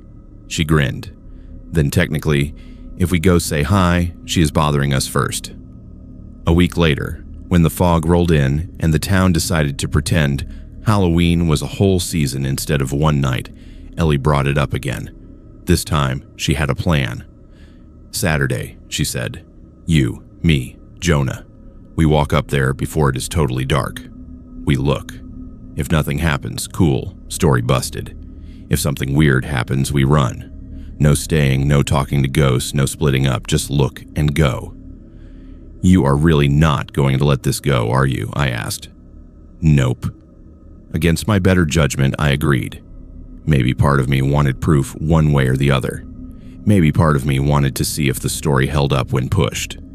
Or maybe I just did not want to be the kid who backed out in front of the girl from the city. Saturday came cold and damp. By late afternoon, a fine mist had settled over everything, blurring the line between water and air. The streetlights flicked on early, halos glowing in the fog. We met at the bottom of the hill as the church bell chimed 5 times. Perfect horror movie lighting, Ellie said, pulling her jacket tighter. Jonah looked less sure. This is stupid, he muttered. If my dad sees us up there, he will ground me until graduation. We are not going inside, I said. We are just walking by. We made our way up the cracked sidewalk, boots crunching on gravel. The old schoolhouse loomed above us, its windows dark holes, its bell tower a jagged shape against the gray sky. Up close, it smelled like wet wood and something older underneath, like dust and mice and chalk from another century. Front or side? Ellie asked. Side, Jonah said immediately, closer to the road. We walked along the base of the hill until we were directly under the second-floor corner window everyone always talked about.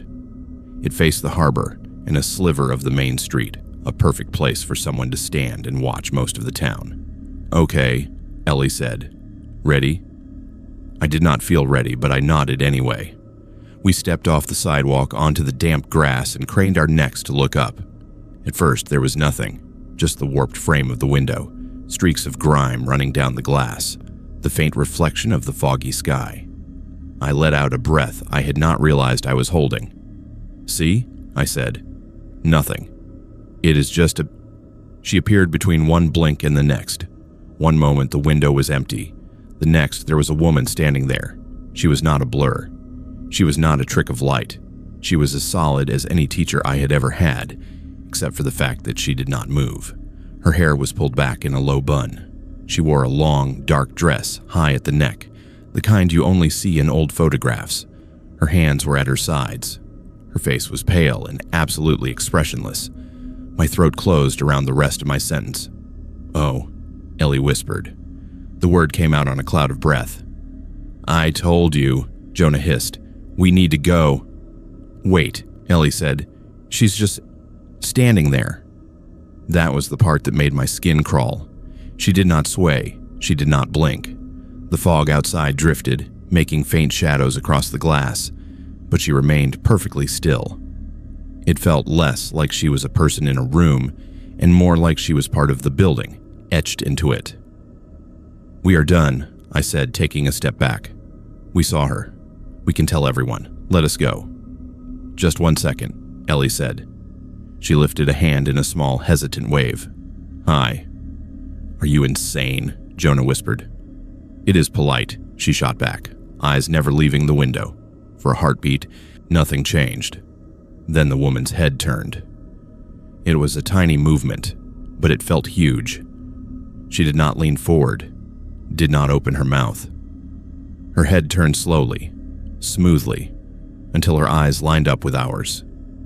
Even from that distance, I could see they were wrong, not glowing, not hollow, just too flat, too dark, like the pupils had swallowed the color. The air around us seemed to thin. My heartbeat thudded in my ears. That is it, I said. We are going. I reached for Ellie's sleeve. The moment my fingers brushed the fabric, something sharp sliced through the inside of my head. A flash of cold, like sticking your face into winter water. And for an instant, I was not looking up at the window anymore. I was looking out. From up there, the town looked small and pale, muffled by fog. The harbor lights were smudges, the road a ribbon, and 3 children stood at the base of the hill, necks craned, faces tilted up in the exact expression of people who thought they were the ones doing the watching. Then it was gone. I staggered, nearly pulling Ellie down with me. "Ashton," she said. "You okay?" I nodded too fast. "We're leaving," I managed. "Now."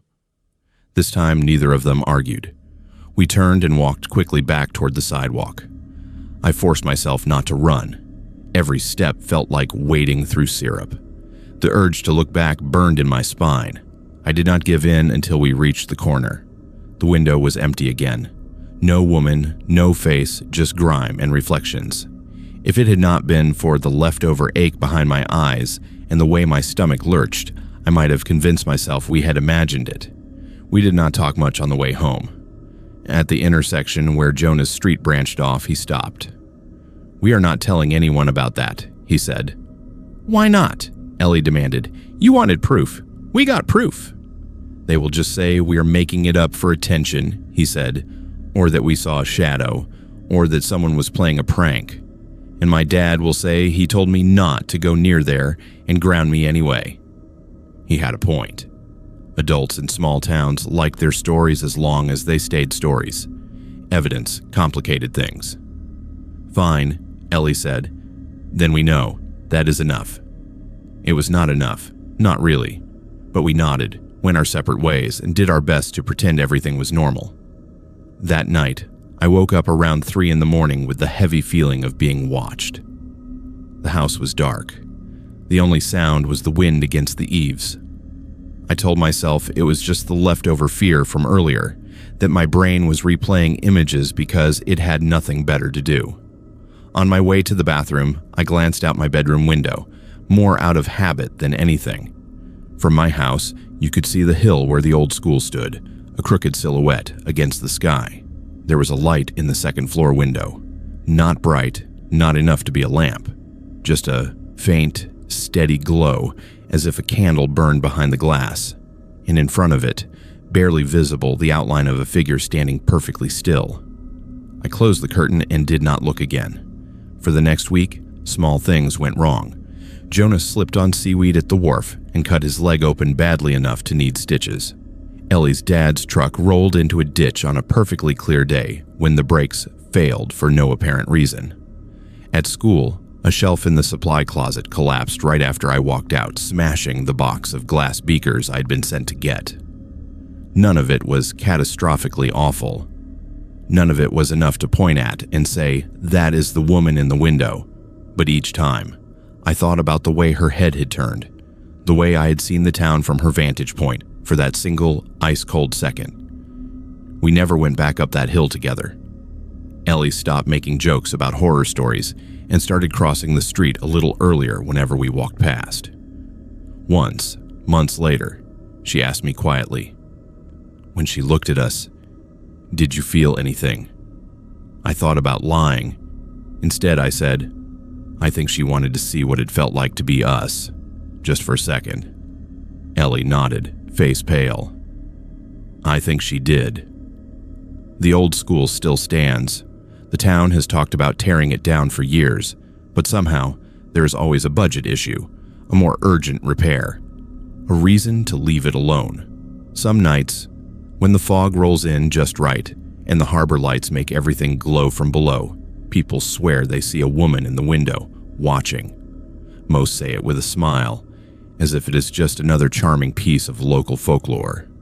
I say nothing.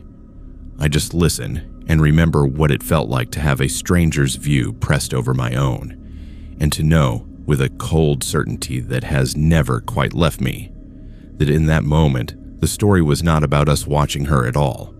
It was about her choosing who to watch next.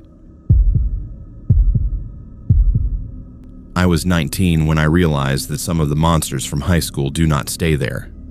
My town in Alberta was one of those places built around a highway and an oil field, with a Tim Hortons at one end, a gas station at the other, and not much in between. After graduation, people either left for the city or circled back through the same handful of jobs.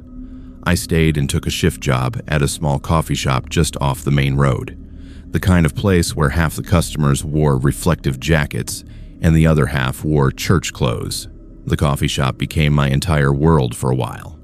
I opened at 6 most mornings, watched the regulars shuffle in like clockwork, learned exactly how much cream each of them wanted without asking. Truckers passing through, workers from the plant, moms with strollers, the occasional tourist lost on their way to somewhere better. It was busy enough that the days went by fast, but small enough that anyone new stood out. That is why I noticed him the first time he walked in. At first, I just saw the back of his jacket, the school logo from my town, the same wolf mascot that had been slapped on every shirt, banner, and gym wall since before I was born. I froze with a pot of coffee in my hand because hardly anyone kept those jackets after graduation, and even fewer wore them years later. When he turned toward the counter, my stomach dropped. "Layla," he said, like we had run into each other at a reunion instead of a place I had carefully built far away from old memories. "Wow. Look at you, all grown up." Mr. Coulson had been my biology teacher in 10th and 11th grade. Back then, he was in his early 30s, with an easy laugh and one of those open, friendly faces that made parents say things like, "You kids are lucky to have a teacher who cares." He cracked jokes in class, brought in weird specimens in jars, stayed after school to help kids cram for exams. Everyone liked him, even I had, at first. That was before I started noticing the comments that were a little too personal. The way his eyes lingered a little too long when some of the girls leaned over their desks. The way he used, "You can trust me," like a key to unlock parts of our lives he had no business being in. I would have written it off as my own paranoia if I had not heard the small, uncomfortable laughs some of the other girls made when he complimented their clothes or messaged them after midnight to check in about an assignment. By the time I was in 12th grade, he had become a background unease in my memory, someone I was relieved to be done with. I never expected to see him again. And yet there he was, standing at my counter in a worn-out school jacket, smiling like we were old friends. "Hey," I said, forcing my voice not to crack. "Long time." "You work here now?" he asked, glancing around. "Nice. This place has gotten popular. I've been in a few times when you were not here." That made my skin prickle. The idea that he had been in my safe little bubble without me knowing felt like someone had come into my bedroom while I was out. "What can I get you?" I asked, switching to the automatic script that never failed me. "Just a coffee, black," he said. Then with a little laugh, "You're allowed to card me if you want, but I swear I'm old enough." It was a bad joke, but he delivered it with the same rehearsed charm he used to use on parents at conferences. I poured his coffee, rang him through, and hoped that would be the end of it. It was not. He started coming in more often after that. Not every day, but close. Sometimes in the morning on his way to a meeting, sometimes in the evening, when the rush had died and the shop was half empty. He always chose the corner table with a clear view of the counter. He always made a point of coming through my line, even if it meant waiting longer. "You must be tired," he would say. "These shifts are brutal. Make sure you are taking care of yourself." "How late are you here tonight?" he would ask, eyes flicking to the clock. It is not safe for a girl to be walking home alone after dark. Once, when I mentioned I was turning 20 soon, he smiled in a way that made my gut twist. 20, huh? Now, I really could have taken you out for a drink back when you were in my class, he said. Shame we missed that window.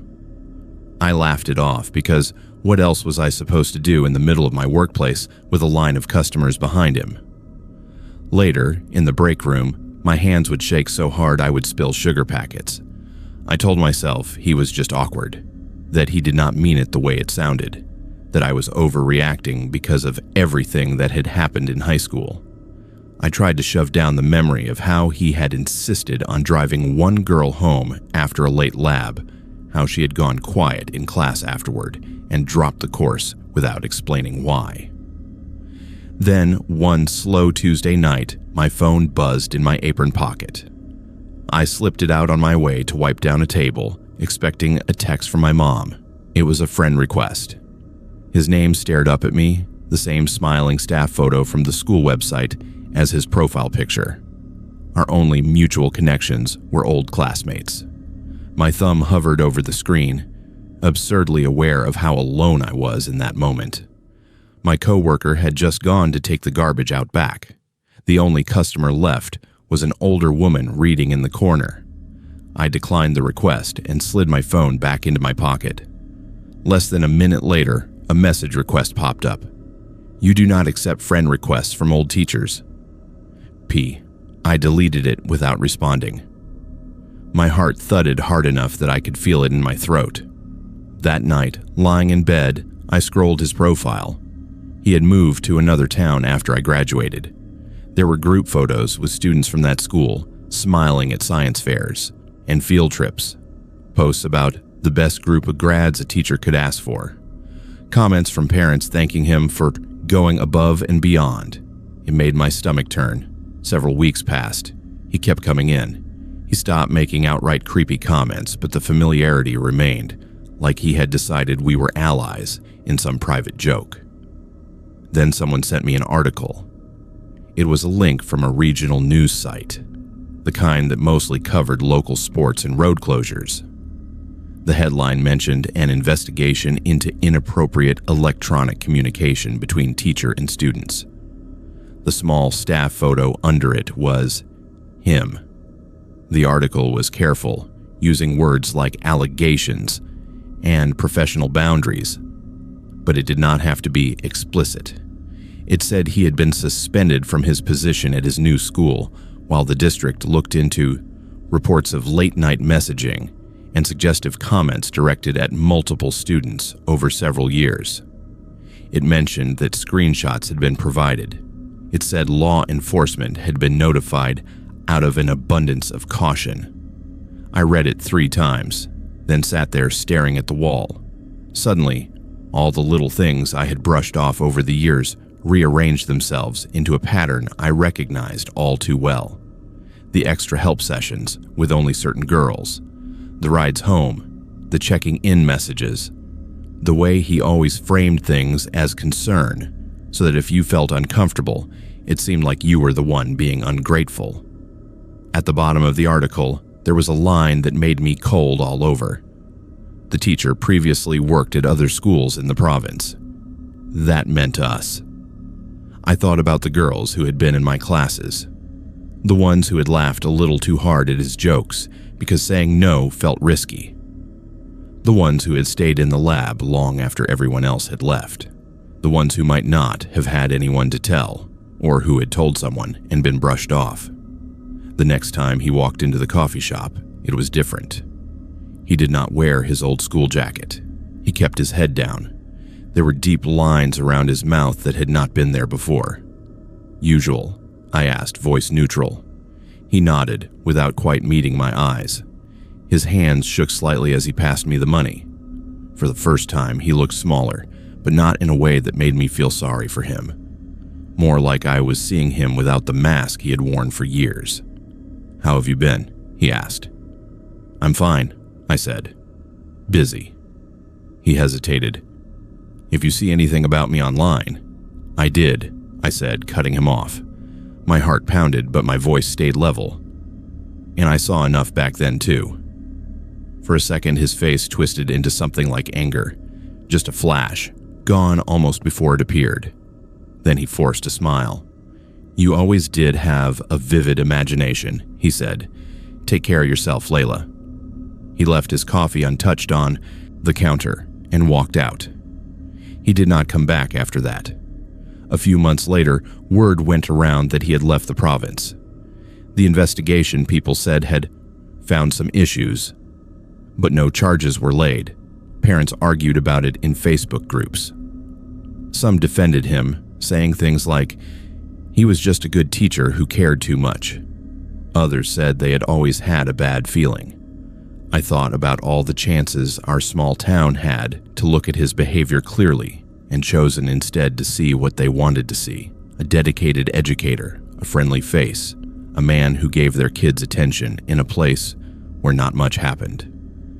I thought about how close he had come to slipping back into my life without anyone questioning it, People here like to talk about big city crime as if it is something that happens far away to other kinds of people.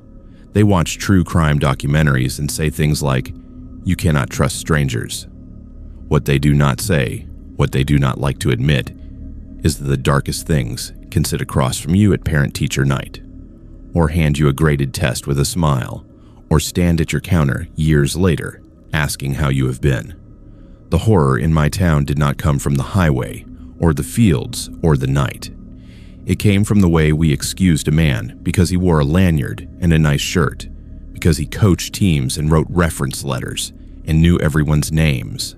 It came from how easy it was for him to keep doing the same things in different places, over and over, wrapped in gratitude and trust. I still work at the coffee shop. I still pour coffee and make small talk. But when someone from the past walks in now with that too familiar smile, I trust the knot in my stomach more than the stories people tell about how good they are. Next time, I will not wait for an article to prove I was right. I was 18 when I first got the feeling that someone's eyes were still on me long after high school ended. My town in Ontario was one of those places that sits just far enough from the city to feel forgotten, with one strip mall, 2 traffic lights, and a high school that looked more like a bunker than a place kids were supposed to learn. When people graduated, they scattered. College in bigger towns, jobs out west, whatever they could find. I thought leaving would mean closing the door on all of that. Instead, it turned out one person had been treating those years like a starting point. The first time I noticed her, I did not really notice her at all. She was just another face in the hallways. Quiet, always by the lockers near the science wing. Long, dark hair, hiding most of her expression. We never shared more than a couple of classes. I could not have told you her favorite band or who she ate lunch with. If you had asked me to describe her, I probably would have said, "She wears a red backpack, I think," and left it at that. Looking back, I realized that while I barely registered her, she was watching me. Little things come back to me now. The way I would catch a flicker of movement in my peripheral vision at my locker and turn to see her walking away a little too quickly. The way she always seemed to be in the hallway when I came out of English, even though her class was supposed to be on another floor. At the time, I chalked it up to coincidence. High schools are small ecosystems. Paths cross constantly.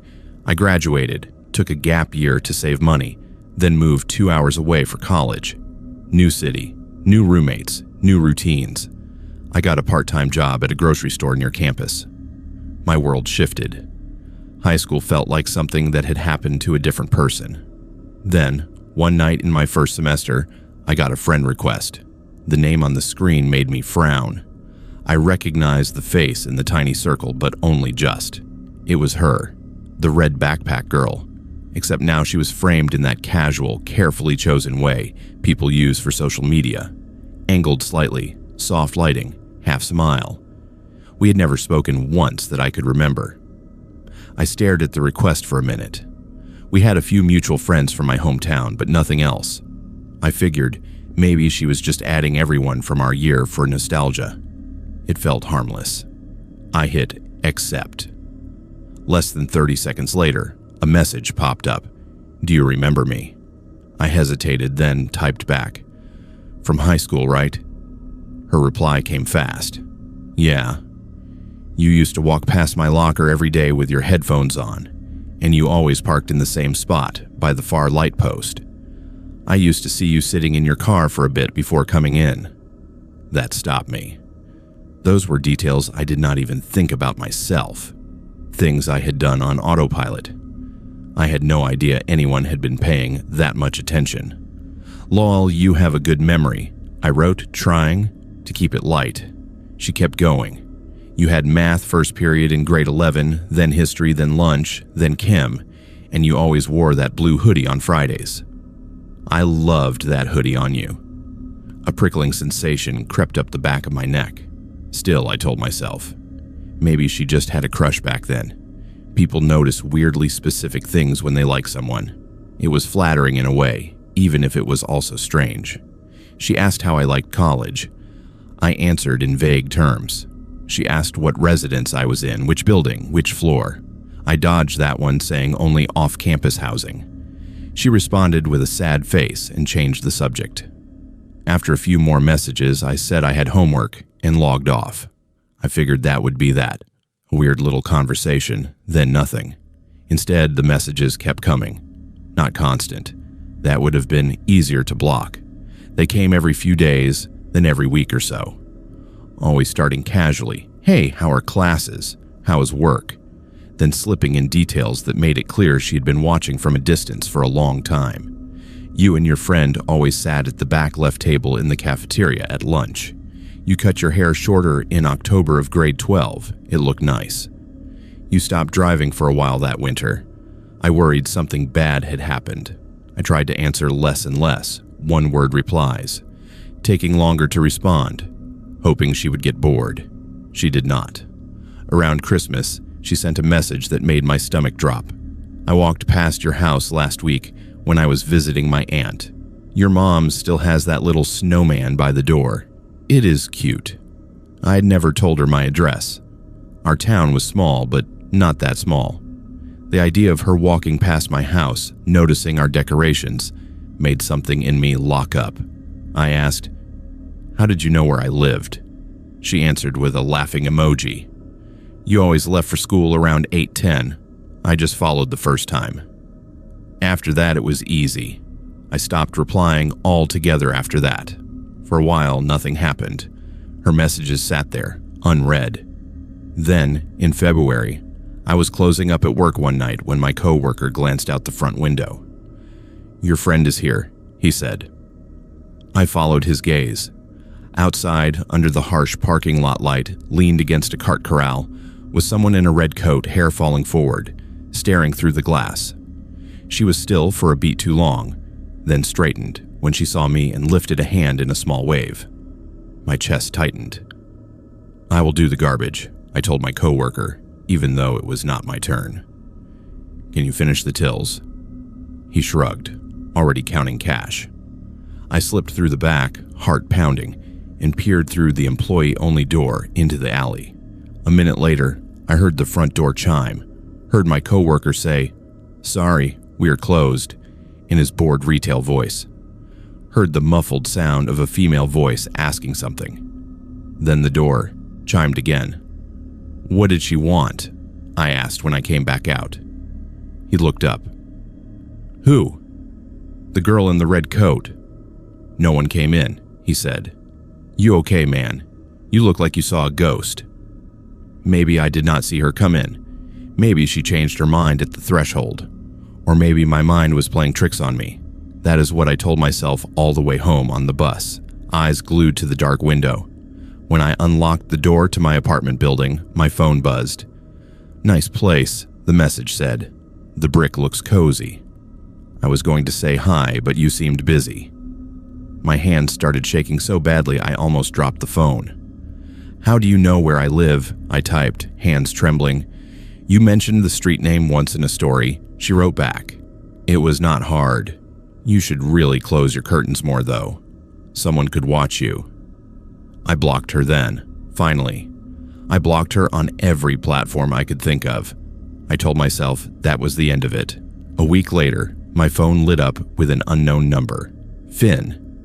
It is me. You did not answer my messages, so I thought I would try this." I hung up without saying a word. Then I changed my number. It was a pain, but I felt like it was the only way to draw a line. Months passed. I finished the year. Got a new job at a different store across town. I moved apartments, choosing a building with a lobby camera and thicker curtains. Slowly, the feeling of being watched faded to a background hum. Then, one night the next fall, I was walking home from a late shift. It was one of those damp evenings where the pavement glows, reflecting the streetlights. My breath puffed in the air.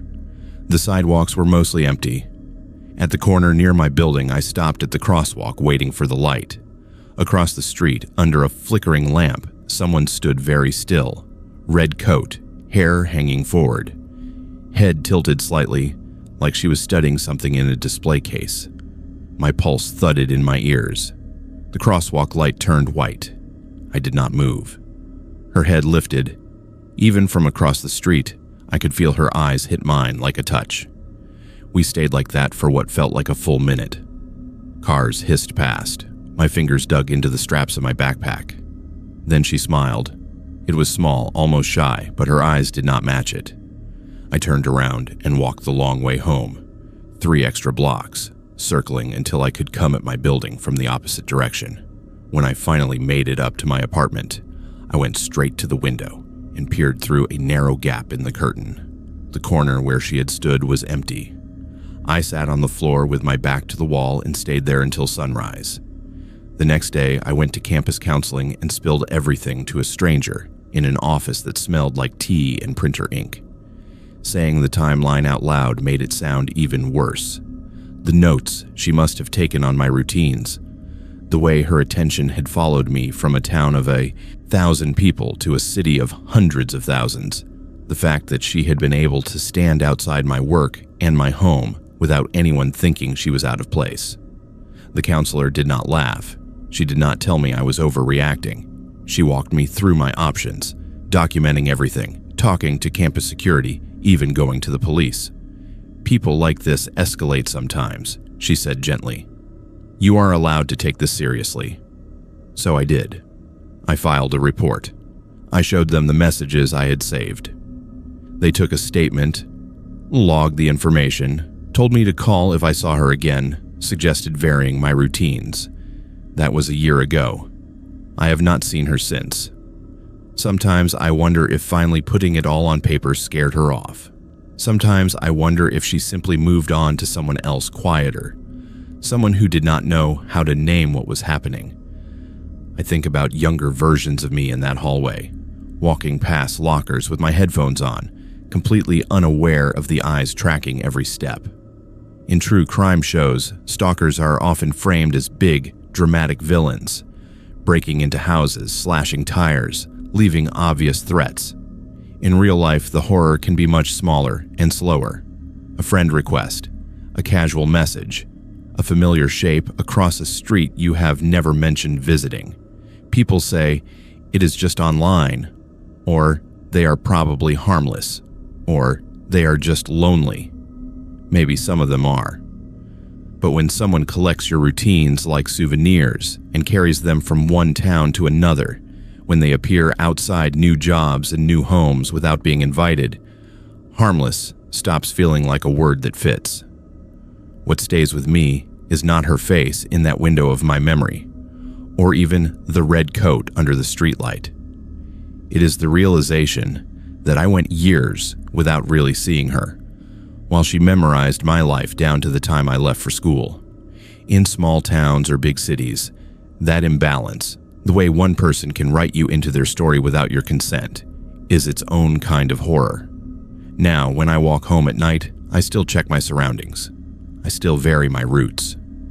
And every time a new notification pops up from an unfamiliar name with too many mutuals from my past, I feel that old prickle at the back of my neck and think very carefully before I decide whether to let them in. I was 6 the first time my mother warned me about Mary, and I was 16 before anyone believed what she was capable of. I grew up in a tiny town in rural Saskatchewan where the church basement was basically our community center. Weddings, funerals, potlucks, youth nights, all of it happened under that low, flickering ceiling. Adults like to say church was the safest place in town. They said it so often, they started to believe it. That was exactly the sort of belief someone like Mary needed. She was everywhere. Short, solid gray hair, always twisted into a tight bun, glasses on a chain around her neck. She was not staff, not really, but she helped out with everything. Sunday school, summer vacation clubs, youth retreats, bake sales. Every event, she was there early, setting up chairs, making lists, telling people where to stand. The pastor trusted her. The parents praised her. And the kids tried to stay out of her way. Mary latched onto me the year I started kindergarten. She knew my name before I ever learned hers. I remember walking down the back hall of the church one day, bored and trailing my fingers along the painted cinder block, when a door to the supply closet opened and a hand reached out. "There you are," she said, like she had been looking for me. "You are a good little helper, are you not, Sienna? Come here a moment." Every inch of my skin told me to keep walking, but she already knew my name. In a small church, that meant she had talked to my mom, or my teacher, or both. My mother always said to listen to adults there, so I stepped closer. She crouched down, smiling too wide. "We are putting together a birthday list for the Sunday school children," she said. "What is your birthday?" My mom had drilled one rule into me: never tell strangers my birthday or where I lived, even at church. So I shook my head. "I cannot say," I mumbled. Her smile cooled. "Oh, come on now," she said. "I already know it is in April." It was not. My birthday is in October. I told her that. She frowned, hard lines cutting into her face. "Do not lie," she said quietly. "Lying is a sin, and I will have to tell your teachers you are a liar if you keep this up." Fear shot through me, sharper than anything.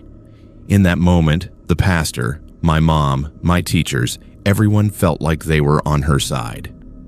I did the only thing I could think of. I backed away and ran down the hall to find my mother, babbling about the closet lady who wanted my birthday so she could tell everyone I was a liar. My mom marched back with me, ready to confront some stranger. The second she saw who it was, she stopped. "Oh, Mary," she said, relief flooding her voice. "Sienna, this is Mary. She helps with everything here." Mary laughed, that tight little sound adults make when they want to smooth something over. "She got herself all worked up," she said. "I would never threaten a child. We were just talking about the birthday list." My mom looked between us, and I saw the doubt settle on me instead of her. After a minute, she apologized to Mary for the misunderstanding. Later, in the car, she told me I had a vivid imagination and to be kinder to people who gave their time to the church. That was the first time I learned how quickly a whole room could decide who to trust, and how easily one adult's word could outweigh a scared kid's. It did not stop there. A few months later, Mary approached me again, this time in the fellowship hall after service, where parents sipped coffee and kids ran circles around the snack table.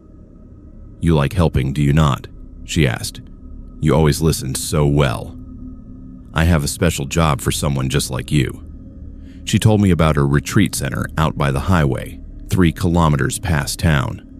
They were having a conference soon, she said, and they were not allowed a lit sign overnight.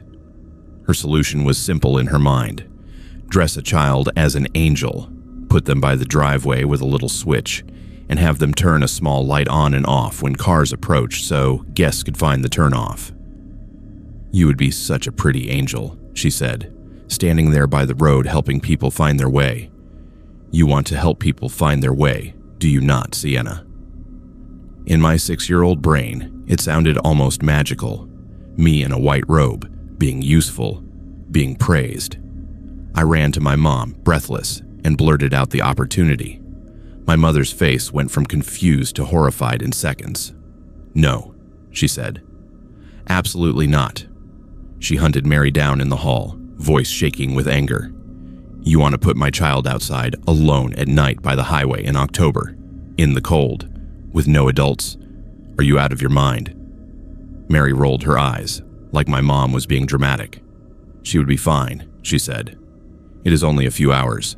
It is for the church." My mom went straight to the pastor. For once, someone listened. He shut the idea down immediately. After that, Mary's smile toward me lost any attempt at warmth. She did not scold me outright, but any time she passed, I felt a chill, like I had offended something that did not forget. She did not stop working with kids. In fact, she got more involved. By the time I was 10, my mother had to work extra shifts, so she signed me up for the church's summer program. "At least you will be inside and supervised," she said. The program was loosely organized chaos, Bible stories, crafts, a bit of schoolwork. Mary was main coordinator, which meant every decision went through her. She made the kids eat whatever she thought was funny. Spaghetti with melted gummy worms hidden inside, fruit cups that had clearly sat out too long. When some of us refused, she sneered that we could not take a joke. She insisted on outside playtime every day, regardless of the weather. That meant being shoved under a pop-up tent in cold rain, or lined up against the building in 35-degree heat. No shade, except the narrow strip of roof eaves. 3 kids collapsed from heat stroke one day before the sheriff finally threatened to shut the whole program down if it happened again. The worst day came in the middle of that summer. My mom's car had broken down, so Mary offered to drive me and a couple of her nieces into town for the program. On the way, as we passed a pawn shop at the very edge of town, we saw a man outside with a rifle, pacing by the door. It did not look like hunting. It looked like he belonged to whatever bad feeling sat heavy in the air that morning. "Someone has a gun," I blurted. The other kids saw him too. We all started talking at once, panic rising. Mary's jaw clenched. "Enough," she snapped. "Do not start your stories." We pulled into the church driveway. She hustled us inside. I tried to find a phone to call my mother, but Mary blocked the office doorway with her body. "Your mom is busy," she said. "You're not bothering her with nonsense. You stay where you are told." That day, she changed the schedule so my age group was sent outside first and kept there the longest. The doors back into the building were locked. Any time we tried to tug them, they rattled, but would not open. We sat on plastic chairs under the weak shade of a tent, the field stretching out toward the highway. Nothing between us and that pawn shop but scrub and air. I kept imagining the man with the rifle deciding he needed a new car or a new hostage and walking straight up to the only obvious target. A fenced-in yard full of children with no way inside and one adult watching from a distance, refusing to let any of us near the phone. When my mom picked me up and heard I had been stopped from calling her, she was furious. But by then the danger had passed. The sheriff had gone to deal with whatever happened at the pawn shop. To everyone else, Mary's refusal looked like keeping order. Over the next few years, she kept finding ways to be alone with kids who did not know they had a choice. She organized a youth helpers team and always chose the same quiet, eager-to-please ones. She went on about obedience, about sacrifice, about how God loved children who did not complain. When I was 14, I finally told one of the younger pastors everything. The closet, the birthday threat, the angel scheme, the locked-out day with the man and the gun. He listened, brow furrowed, then sighed. "Mary has been here a long time," he said. "Sometimes older folks have strange ideas about discipline. Try to avoid her if she makes you uncomfortable. I will talk to the board about clearer policies." Nothing changed. Then, when I was 16, there was a car accident on the highway one icy weekend. A family from out of town slid into the ditch near the retreat center. They had 2 kids in the back. The crash itself was bad, but survivable. What made it worse was the delay. Later, we heard why there was a delay. Mary had been there that weekend helping with another event. She saw the wreck from the driveway. Another volunteer told her they should call 911. According to him, she said something like, "We are in the middle of a session. We cannot be running off every time there's a skid. They will be fine." He called anyway, in secret, on his own phone when she went back inside. But those lost minutes mattered. One of the children in the car died on the way to the hospital. That was the incident nobody could ignore. Parents who had shrugged off every complaint before suddenly remembered the times Mary had locked kids out in the cold to teach them a lesson, or refused to let homesick campers call their parents, or brushed off safety concerns as overreactions. The board launched a review. The sheriff, the same one who had threatened to shut down the summer program years before, came to a meeting and did not bother softening his words. "You were told this woman puts kids at risk," he said, more than once. "You all decided it was easier to trust her than to listen to them. Mary did not go to jail. She did not confess to some cinematic evil plan.